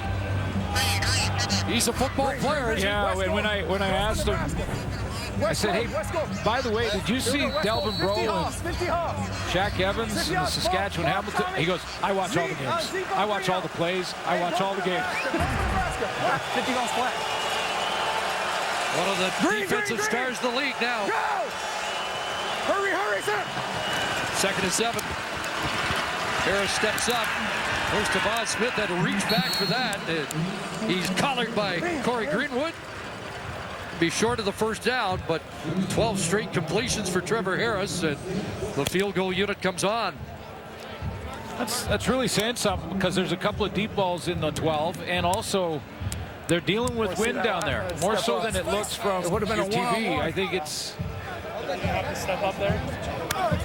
flags at the top of the uprights aren't really moving all that much, but the wind is swirling, and it's stronger than it looks. We've seen it in the kicking game. This is a 35-yard attempt. White with the most made and the most attempts this season. And he's missed this. Williams going to bring it out. He is. And this time the wrong decision, as he gets brought down by Tommy Draheim. And Dave Dickinson not happy with that decision. Stampeders backed up. You wouldn't know it by the record or today's score, but this has been Dave Dickinson's toughest year. With more on that, here again is Sarah. Yeah, Chris, well, you think about all the changes that Dave Dickinson, the Calgary Stampeders, have seen during the offseason with a number of whether it be players or coaches leave, but then also the injuries, season-ending injuries that they've had to deal with. And then, of course, this is the 5th game without the reigning most outstanding player in Bo Levi Mitchell. He said it is probably the biggest challenge he's had yet as a head coach, being this season so far. He said you like to have a veteran team that you can trust, but with a young team and guys that have that hunger, trying to keep their head above water, there's something really rewarding about that too. They don't know necessarily what the Calgary Stampeders are about, so you can teach them your template, the good, bad, and we'll see whether or not they're able to get another win here today. Says they're still building, getting better. Now they got to get out of the hole. And Derek Dennis is out of his stance before the snap. Some good, bad, and a little bit of ugly. And you saw the Dave Dickinson reaction. We don't have to explain how that was a bad decision to run that missed field goal out. Number 63, half distance to goal, remains first down. 3 hot. Poster, backside dodge, our arrow on goal. Ready? Now that was clear in our Reading Lips broadcast. Yeah, absolutely. And he knows the quarterback position. He knows what it feels like to be standing in your own end zone on 2nd and long. See if Nick Arbuckle can bail out the running back. Nice catch there. And Romar Morris. Nice touch onto it at the 10, brought down by Kwaku Boateng. I was going to say, nice touch on the throw, but I was more impressed with Kwaku Boateng taking the back out of the backfield and running with him to a point where he can make the tackle here. It was a very challenging catch, but if Romar Morris hangs on to that and doesn't have Boateng on his back, he might have got the first. Big play here, 2nd and 2. Fake to Morris. Crosser to Bingleton. And they're out of a jam with that big first down. Really important there to get those 2 plays out of the... They get the restart on first down from Morris. Nice catch over the shoulder. This is almost a red zone play. Trying to get a little bit of a pick action going just to get enough to get some breathing room. Initial first down of the second half for Arbuckle. Quick hitter back in the hands of Bingleton again. You hear Josh Johnson there? Get the screen, Money. He called it again. He said, get money, get the screen. Wow. And they Money. He called it again. He said, get money, get the screen. Wow. And they run the hook screen. Started in BC, a couple years with Jacksonville. Yeah, stops in Ottawa, Hamilton, and now it is settling in the Edmonton Eskimo organization. Played multiple positions on defense. Hey, Money, watch the toss. Watch the toss, Money. And you hear him again, helping coach on the field. Not much there on the ground. It is so important for the corner to talk to the halfback. And the safety talks to both halfbacks.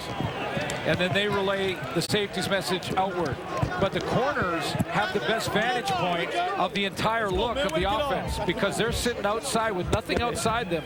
So their vision is into the offense. Sometimes the halfback is outflanked by the receiver. He can't really see the receiver at times. So he needs that cooperation and communication from the corner. And we're hearing a little example of it tonight with Josh Johnson. There's Martese Jackson trying to bubble back. That didn't work. He lost the football. It's still alive. And Calgary thinks they got it. It is Calgary football. Well, the Eskimos should have had decent field position, but Martese Jackson coughs it up. So mistakes by the last 2 returns. Let's find out if this one's even more costly than the Williams decision. Holding, Edmonton, number 91. Foul is declined. This play turned into Calgary's ball, first down. Flops the field immediately. Turnover and interception, block kick. Completely changes field position. Boy, it's sure if it was Fraser Sopik or Royce Menchie who finally got a handle on the hot potato. Calgary ball at the 40-yard line. Fake to Morris, and away goes Ambles. And Ambles got a first down at the 25. Taken down by Mike Moore. 15 yards for Ambles. Game of adjustments. Dickinson, great offensive mastermind, has come in with a little of these fly screen type plays where they've got either Bagleton, in this case Ambles, going across the formation and shooting out to try and catch the Edmonton Eskimos up in the line, not being able to redirect. Stampeders lead the league in points off turnovers. Look out. The Morris, so Arbuckle. Oh, got crunched that time. Oh, did he ever. Oh, did he ever. And that's in the passing arm, too. I can see that one coming. Yeah.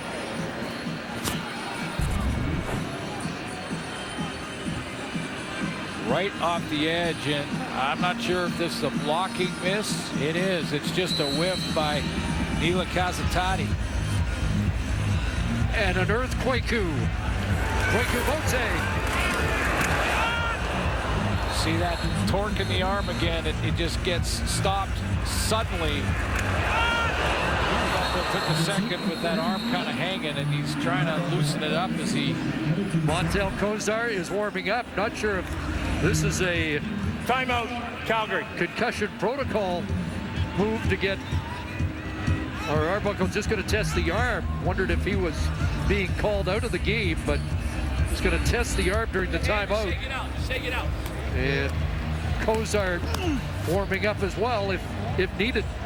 Well, this is smart by, and I'm not sure if Bo relayed to Dave Dickinson to call a timeout and let his quarterback try and loosen it up, because he was right there beside Dave, and I'm wondering if he didn't maybe say, hey, I think it was worth using one of your timeouts. Make sure your quarterback's right.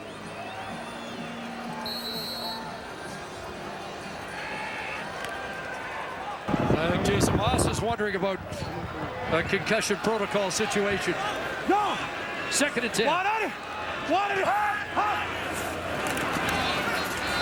time. Pass is caught by Rogers. Touchdown.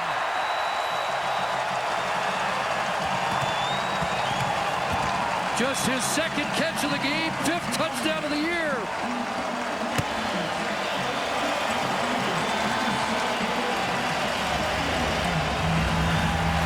Rogers does so much right and so much well, but one of his great assets and skill sets is his ability to catch with his hands away from his body and away from the defender. He will give himself a chance by extending those arms, that long reach that he has, catches it away from the defender. They're swatting at it like swatting flies, and they can't get it outside of his reach. And then once they've missed the tackle now because they were swiping at the ball, he turns and makes them pay for that with the touchdown run. This is the second time he's been targeted. First Calgary touchdown in 8 quarters. Looking for 2. Looking for Rogers, and Glass with the interception. Now, if he takes it back, it's worth 2 for the Eskimos. Got a long way to go. And a lot of Stampeders to beat. And he'll get dragged down at the 15, but that's the second straight 2-point convert missed by Calgary. So 6 points off that Martese Jackson fumble. It's the touchdown for Eric Rogers. 25-yard catch and run. 21-9 Calgary.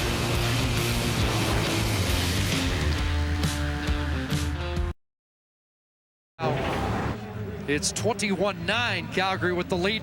First offensive touchdown in 8 quarters for Calgary on that play by Eric Rogers. You know, that third quarter, an example of what we love about the Canadian Football League is that it was a defensive struggle for 2 quarters. Looked like it would continue that way with 2 good defenses on the field, and then all of a sudden explosion plays right and left, both offensively and the special teams. 21 points scored in the third quarter between the two teams, and now all of a sudden looks like it's going to be an offensive explosion. Yeah, the quarterbacks look sharper, and as you said, as the guys on the panel said, stretching the field has made a difference. But Martese Jackson, who fumbled on that last kickoff, was injured on the play, and he's getting help to the Eskimo bench, or Eskimo room, with what appears to be a right shoulder injury. Shai Ross will come in and drop back along with Tavon Smith. Edmonton with just one big return on the year. A 30-yard punt return, so it's been one of the weaknesses in their game. Shai Ross with a burst up near the 30-yard line before he gets dragged down. Big team by Robertson Daniel. Got Atlanta here. Second half for Trevor Harris. Look at that. Perfect so far.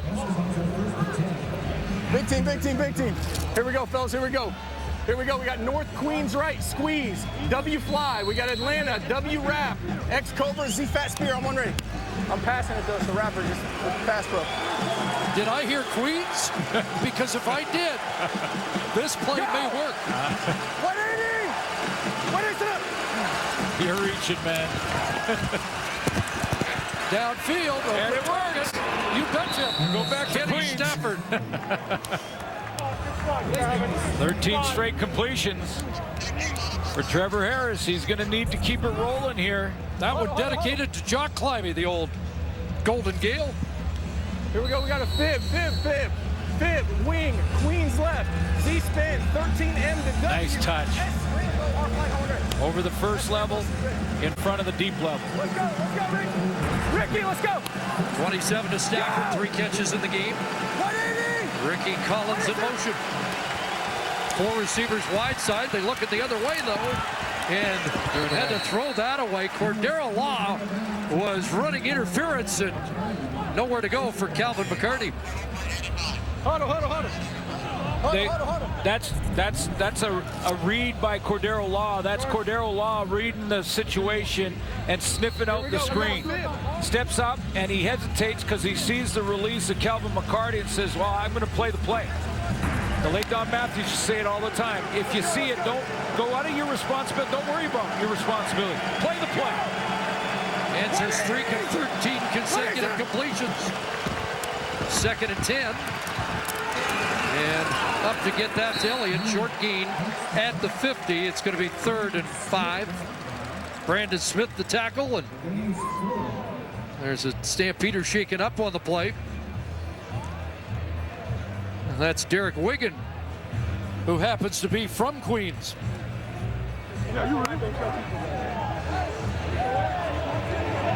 Not sure what happened there, but the punt team's going to have to come on, and Wiggins looks like he's going to be able to get to the sideline. They're going to play with the defense out there. Take Wiggins out, but substitute for him and leave the defense. I think I heard that from the Major sideline. foul, roughing the passer. Calgary, number 96, 15-yard penalty, automatic first down. Roughing the passer now to make an automatic first down. That keeps Edmonton on the field. Chris Casher called. Hey, Fib spread left. Hey, Saturn over here. Fib spread left, Saturn. Here we go, green 365, green 365. Well, that's what happened. Yeah, there you go. Yeah.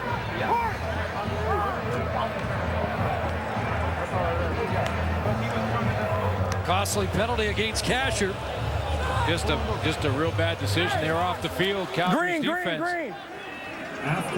No reason to do that at all. Green. Two-hander in the back and new set of downs. Quick hitter. Catch is made. Ricky Collins another grab.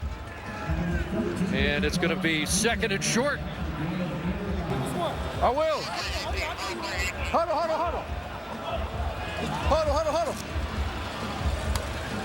Here we go. We got Queens left, Amigo. 95 Shack, W wrap. 95 W Shack, X wrap. Wide middle Z post on one ready. Let's go, let's go, let's go. So Queens is a formation. Queens is Queens left. That looks like second and a yard and a half. Tight end using it as a free play or not. Gonna take a shot. Gonna go to the end zone. Collins, touchdown. Ricky Collins has his second touchdown.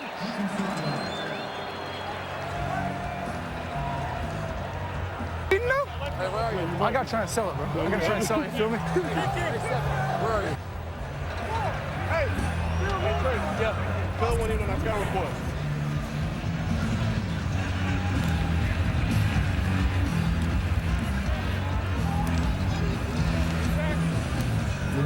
So Trevor Harris talking about Mike Rose catching him on the chin.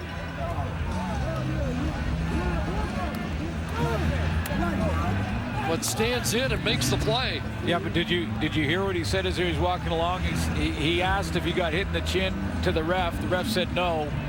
He said, "But am I bleeding?" And then he's walking with Ross, and he says, "You know, I got to sell it. I'm trying to sell it."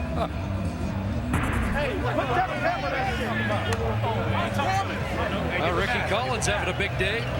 5 catches, 130 yards, and a pair of touchdowns. The explosion plays the difference in this second half to get the offense going.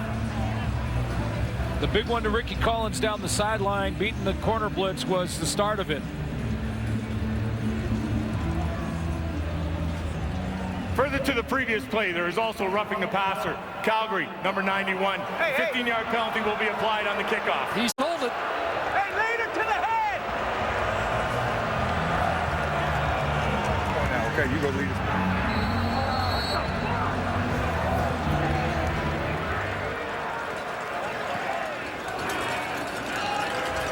So that'll be important. 15 yards on the kickoff. Sean White's missed a convert now. First convert missed this year. And Terry Williams tossed down. Flag comes down, and that might negate the penalty that was going to be tacked onto the kickoff. You know what it is, 1007, baby. Now Tyler Sport Project. Hey, what's up, family? I love everybody back home.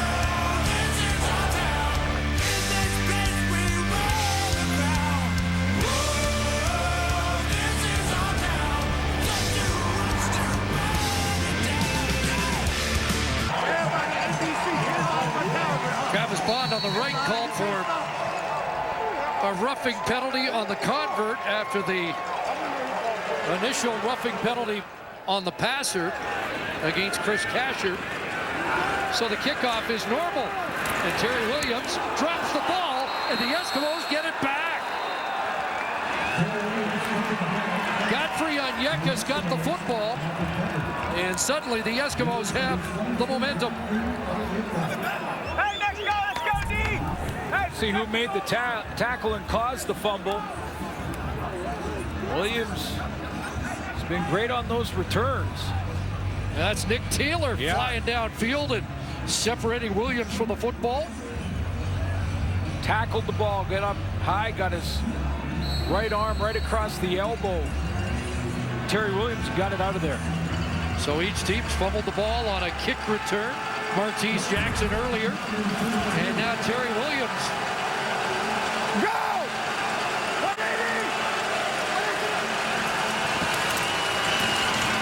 Hitch to Stafford, makes the first man miss, and ends up down around the 25-yard line, gain of 7. Remember, Sean White misses a field goal and a convert, or this would be a 2-point game. Hey, Stockton swap, Foxy. Stockton swap, Stockton swap. Remember the winner of this. Hey, Robin. With Winnipeg. Here we go, green. First to the West. Go! Hurry, sir. Second and short. And did not get it snapped? Did not get it snapped. A couple times today that's happened.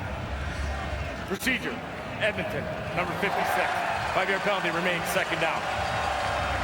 So it's early movement because I just took a quick look at the 20-second clock. There was a couple seconds left there. So they were getting right down to the wire as far as delay of game. And then early movement up front. Let's go.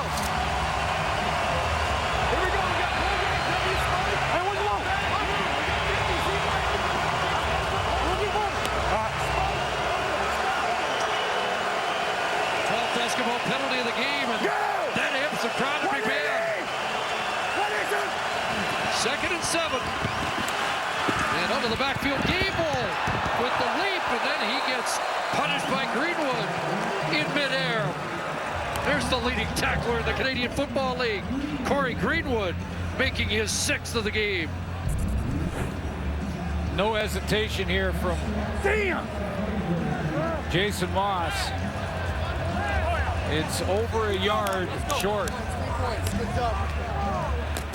I'm going to take the points in this one-possession game. But a big, big tackle.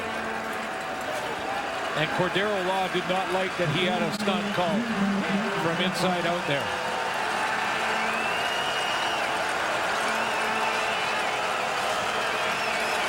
White from 31 yards out.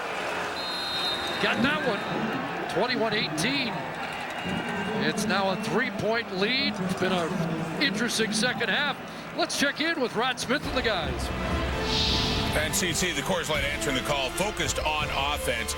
Calgary's O-line doing their jobs for the most part. A couple of Edmonton sacks, but the numbers are certainly down. C.J. Gable just 27 yards on the ground. Trevor Harris, though, waking up in the second half with a couple of touchdown tosses to Ricky Collins. We'll be back.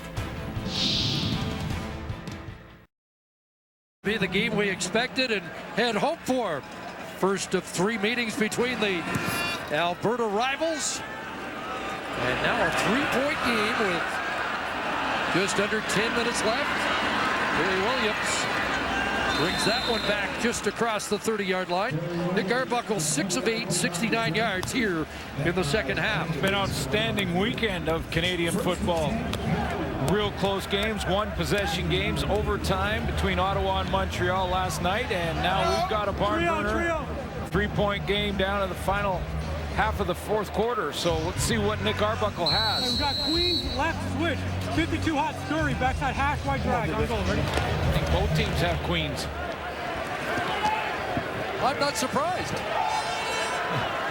Go! One and hop!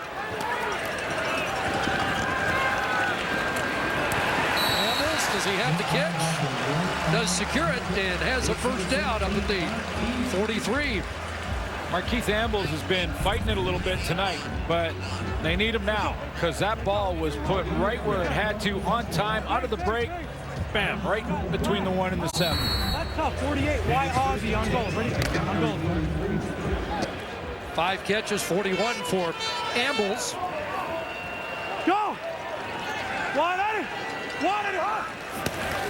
And a handoff to Reggie Beggleton, and he'll take it to midfield. Back-to-back first downs for the Stampeders. Yeah, Beggleton has been involved in this stuff. Ambles involved. The adjustment cleared at halftime was to work horizontally offensively. Fly sweeps, push to the flat. The way that Edmonton can counter that is to widen their linebackers and cut off the edges. Harden the edges a little bit so they can't exploit out here as easily. Go! 6 different Stampeders have carried the ball today. Arbuckle steps up, and a little juke there to get a couple of extra yards. Down around the, well, they're going to spot it back at the 53. So just a gain of 4. Justin Lawrence working on Amondo Sewell right in the middle of your screen. Sewell number 90, and he's going to go to the guard and get on to Justin Lawrence. We told you how young these guys are. They're holding on now, trying to give their quarterback a chance. It's a nice block by the U of A product. Go! One and hop! Passing situation, 2nd and 7, and he throws another strike. He's got Beggleton in front of Taekwon Glass for a first down at the Edmonton 43.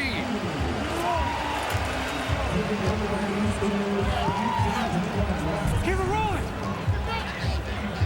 He's at it again. Let's go. This time it's Bazzi. Hold him off. Bazzi trying to use his hands, getting up high, trying to knock the guard's hands away. Justin Lawrence giving his quarterback time to throw those deeper curls. Big guy from Spruce Grove Composite. Handoff inside. Omar Morris looks quick, doesn't he? And he dragged down at the 38 as a gain of 5. Okay, we're watching you. We're watching you, 6'8", and another nice one coming out and around. This time it's the lead block from the guard position on the kick out, where he's pulling it to get the run. Here he goes, a kick out on Bazzi, get the shoulder, and give Omar Morris a chance to get started. Go! 1-8! 2nd and 5. Pressure coming, and they get home. Down goes Arbuckle. The sack made by Mike Moore. And Moore has his 2nd sack of the game. Well, you had to widen, and again, I'm talking about if it's an end player or it's a linebacker. In this case, Moore. See how he widens his split between he and Armando Sewell? He's trying to do 2 things. Harden the edge a little bit so they can't run those fly sweeps, but he goes around the corner, and it makes it tough to block for Derek Dennis to tackle. Dave Dickinson sent out the field goal unit. Rene Paredes is going to try a 52-yarder, which would match his career best. Wind at his back. Puts it up. And he's missed it. Tyquan Glass coming out. No way. And maybe a bad decision by Glass. As Pierre-Luc Caron, the long snapper, and Ante Milanovic leader down there in a hurry. So a miss for the Stamps, but a long field for Edmonton. So Trevor Harris at the Grey Cup last year was the quarterback on the wrong side of the scoreboard. He said, as Sarah mentioned in the first half, he had trouble sleeping because of that all through the offseason, and still hasn't beaten the Calgary Stampeders as a starting quarterback, 0-6-2. And he is getting hungry to get that done tonight. Let's see if he can put together some first downs here and get things going out of his own hand. Didn't have a touchdown pass in the previous 2 games. A couple to Collins here tonight. But starting at their own 6. Time, the receiver, and Elliott has a big catch up to the 25. There's some breathing room for the Edmonton offense. I think that deep ball to Ricky Collins down the sideline has put Calgary in a lot more zone looks. And with the 4-man pressure, you're right, Trevor Harris is getting time to throw, and they're finding the holes in those zones. And Harris over 300 yards for the first time in 4 games for the 3rd time this season.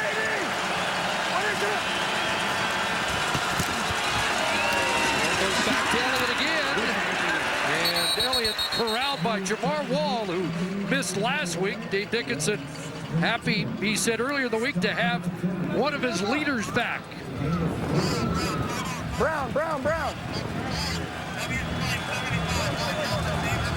Here we go, 75. Hey, Z Harvey. Hey, Spoke 75, or Spoke 74.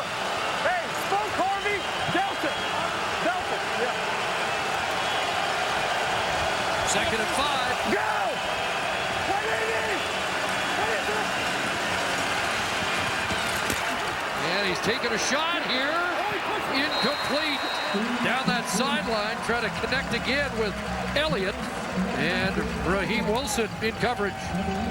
I'm not sure Kevin Elliott knew he was the target. I think he thought he was a decoy in this, and don't get caught sleeping if you think you're away from the play, because he's kind of just, maybe he doesn't find it in time. He just looked like he was cruising down that sideline, not really with the sense of urgency Trevor Harris needed. Just the 2nd incompletion in his last 22. That's a stop Calgary needed, though. O'Neill punting. Williams securing the football.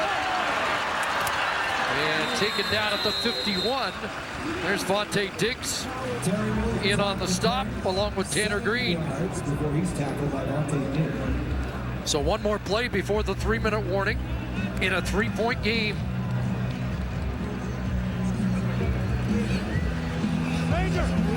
Boy, a chance here for Calgary to really grind it down now, take up as much time on the clock as they can. Fly to YX, left. Seashore Tornado, Ugly 562 Missouri, backside wide bass on gold. Ready?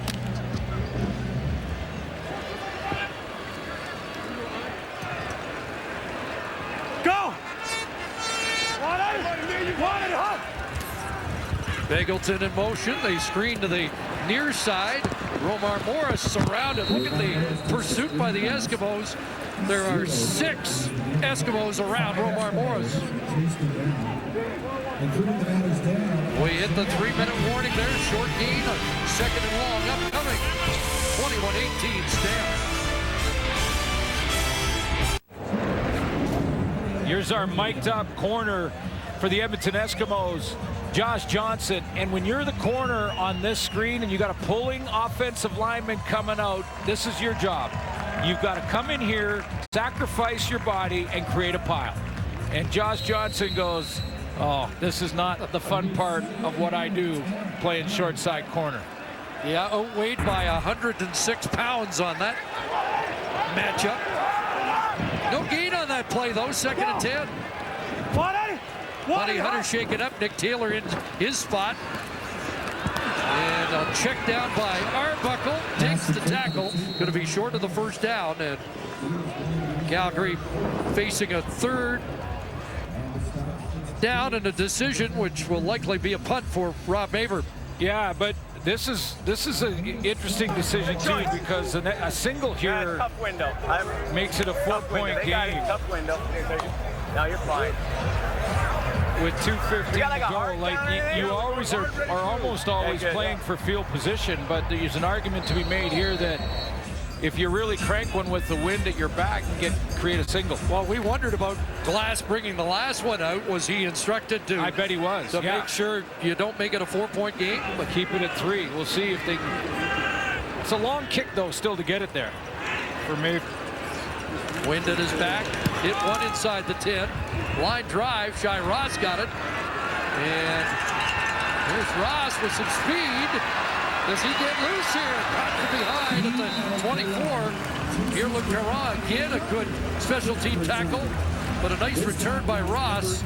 And Trevor Harris is a minute 43 to put that first W in the win column against Calgary. 5 on. Hey, we got a fib, copper right. Fib, copper right. Hey, we got fib, copper right. Fake 64, W deep Robin, R fast Stockton, and an S burst. Hold up. Hey, be ready, be ready. Hey, this one you're working out unless you can. Yeah. Okay. Here we go. Fib, copper right. Fake 64, W deep Robin, R fast Stockton, S burst. On one ready. One calling the play, the other the strong silent type on defense. Field goal separating these two teams. Our crew tracked the field goals attempted into the wind in warm-up. None over 50. Harris navigates the pocket and throws it away incomplete.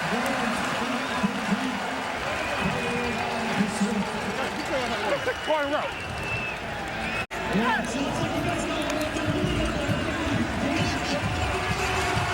we go, hey, Turbo Olympics, bronze zip Olympics, Turbo Olympics. Here we go, 65. Hey, hustle Olympics, hustle Olympics. Frisco. Sarah reporting 65. The wind's really picked up, and you can even sense it here in the booth. Kicking up, not making it easy. Here comes the heat. Flag coming down on a hold. Pass is incomplete. And it will be 3rd and 10. And Harris I'm talking to the man. clutching the knee. Holding, Edmonton, number 67. Penalties decline. 3rd down. Colin Kelly called on the hold, but they're going to decline. And Jason Moss is not going to punt into the wind.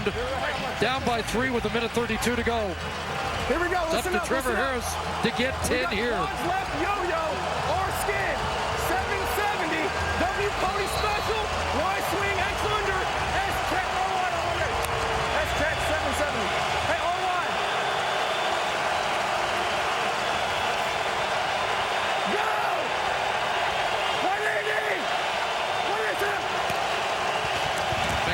It's loud. Harris trying to shovel it away. Incomplete. And it's a turnover on downs. And now Jason Moss needs his defense to hold Calgary to 3. Cordero Law, I believe it's with Derek Wigan, had an interesting sort of formation. Look how they're stacked here to make it tough to try and figure out who you're going to block first. And because of this pressure, it was actually Rose and Cordero Law. Little twist there from Law inside was just enough pressure to force a bad throw from Trevor Harris.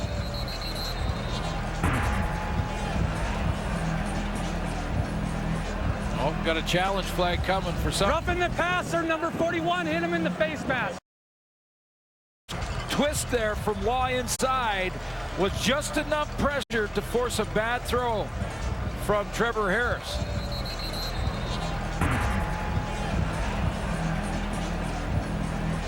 Oh, got a challenge flag coming for some. Roughing the passer, number 41, hit him in the face mask. Hit him in the head. Edmonton is challenging the previous play. Yeah, that's why you're supposed to do it. Review.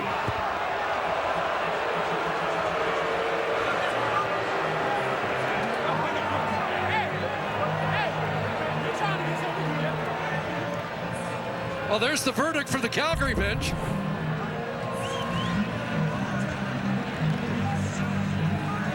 Cordero says he's innocent.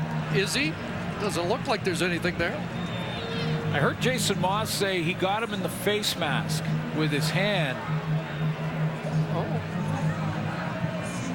Flashed across the mask. That enough?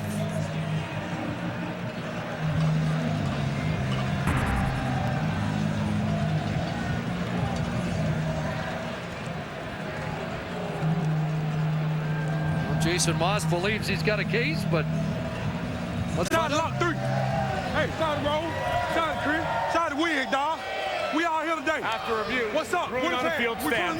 Edmonton has charged their timeout. So the loss of the timeout could be significant. Yeah. Shout out Lock 3, shout out Whitfield, shout out Lock 3, the whole set. Shout out to my dog Ted. You know what it is? You know, even 2 years ago, I would have agreed with what just happened here. But in today's football, I'm a little surprised they didn't overturn that. Because the hit to the face mask was enough to turn Trevor Harris's head. And any contact to the head of the quarterback has been called. So I'm a little surprised at that one. You know, Jason Moss will follow up with the officials this week when they discuss calls and alleged miscalls. Right now, he's got to be ready for his offense to go on the field. He needs the defense to hold here. Deuce right. Hey, Money, watch the crack, Money. Watch the crack, Money. Boy, Josh Johnson continues to coach on the field, doesn't he? Moore's had a little trouble taking that handoff, and Mike Moore brings him down short of the first down. So the field goal unit will come on to make it a 6-point game. And Edmonton's going to have something just under 40 seconds remaining, needing a touchdown in all likelihood to win. I almost pushed the ball right through you, didn't I? Now, the command center on those hits will say that it has to be a blow to the head to constitute a roughing the passer call. Hey, check, so to be fair to the command center, that's the terminology. But now the question is, was it enough of a hit, or would you consider it a blow if it turns Trevor Harris's head the way it did?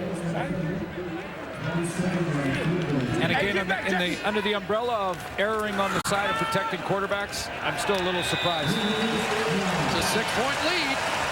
39 seconds on the clock. They got it. 5R, though. 5 R's, 5 receivers. Go with one back, CJ Gable. 5 receivers in the formation.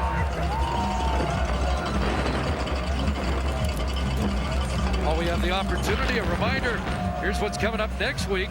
Quick turnaround for the Stampeders in a huge game, which could be for first in the West on Thursday Night Football. Friday, it's the live fight game between Saskatchewan and Montreal. And Ottawa will be at Commonwealth Saturday, the Hall of Fame game. The BC Lions in Hamilton to tackle the Tiger Cats.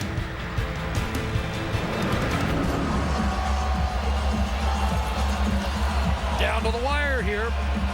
They haven't had many, but the Eskimos need a big return here.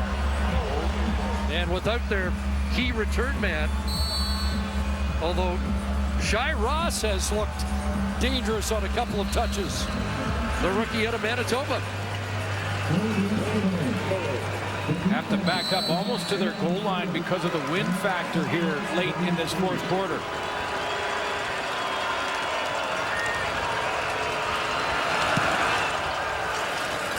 And it will be Ross from his 8-yard line. And Sopik slowed him up and brings him down. There's the play from Sopik. Remember the early penalty? Yep. Knew we'd see a big one from him because that's what good players do, and he makes a big tackle when they needed it.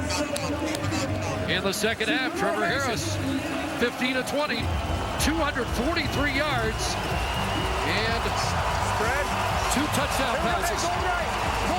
He needs another 82 yards. In 33 seconds. Into the wind. Against Cordero Rock. Here we go. They got him right where they want him. With apologies to John Hufnagel. Harris in trouble, and he throws a check down incompletion. And Mike Rose celebrating. You know, this has been the last 3 or 4 minutes of this game. Calgary's D-line took it up another notch. And they're making it very uncomfortable for Trevor Harris. The pocket's collapsed around him almost the last 4 or 5 plays in a row here. Z&W, Harvey's, back switch on one ready. Yeah, back switch. Go! 180! 180! Taking a shot here. Jump ball. Incomplete. Intended for Elliott, and Wilson on the corner, the rookie. Now it's 3rd and 10. Well, they went back to this play. Remember the first one, Kevin Elliott didn't look like he saw it. This time, clearly, he's got a beat on it. In fact, he has both hands there, but Raheem Wilson doesn't quit on it, punches it out. All game on the line.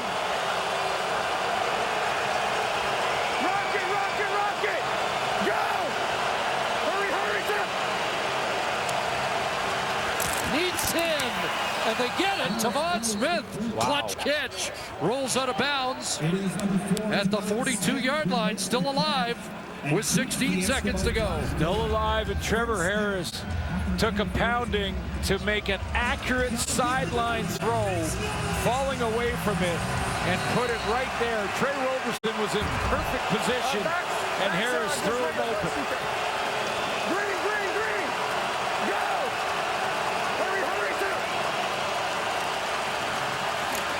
Downfield for Collins, got another catch at the 50. Time for 2 more plays and 50 yards of real estate still to negotiate. Harris is limping. And Harris on the limp. Yeah, Harris is limping. He got clipped at the end of that one. And an injured Stampeder. I think that's Cordero Law, also down.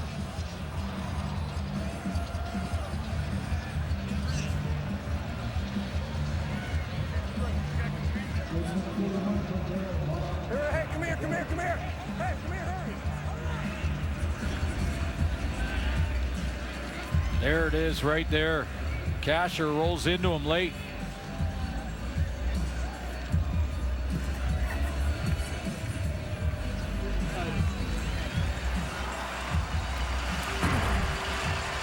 So Law has to come out for 3 plays.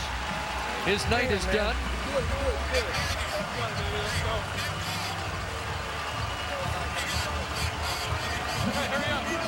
Here we go, hey, gold right, 75, wind it!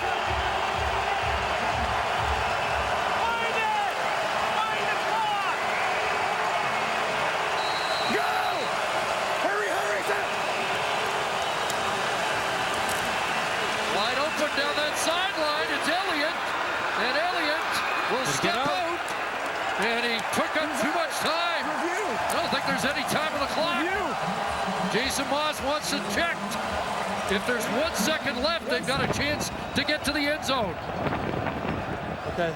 That extra move The by command Elliott. center is verifying the time on the clock. We're going to hold on until they verify time on the clock. Well, let's take a look. Is there a second remaining, or did time run out with that play? Elliott need to get out, If take he goes 3 out steps right and get there. out. No, he's not out there. 2. No.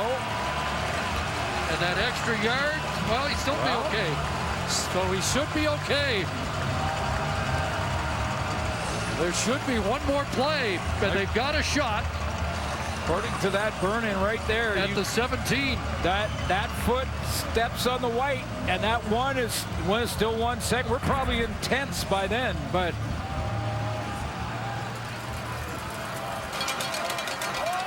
they're going to rule one more After second. review by the command center, we have 1 second left in this game. First down, Edmonton. One play left. And a chance for the Eskimos to pull it off. 5 plays, 64 yards. In 33 seconds. Do they have 18 yards more left in the tank?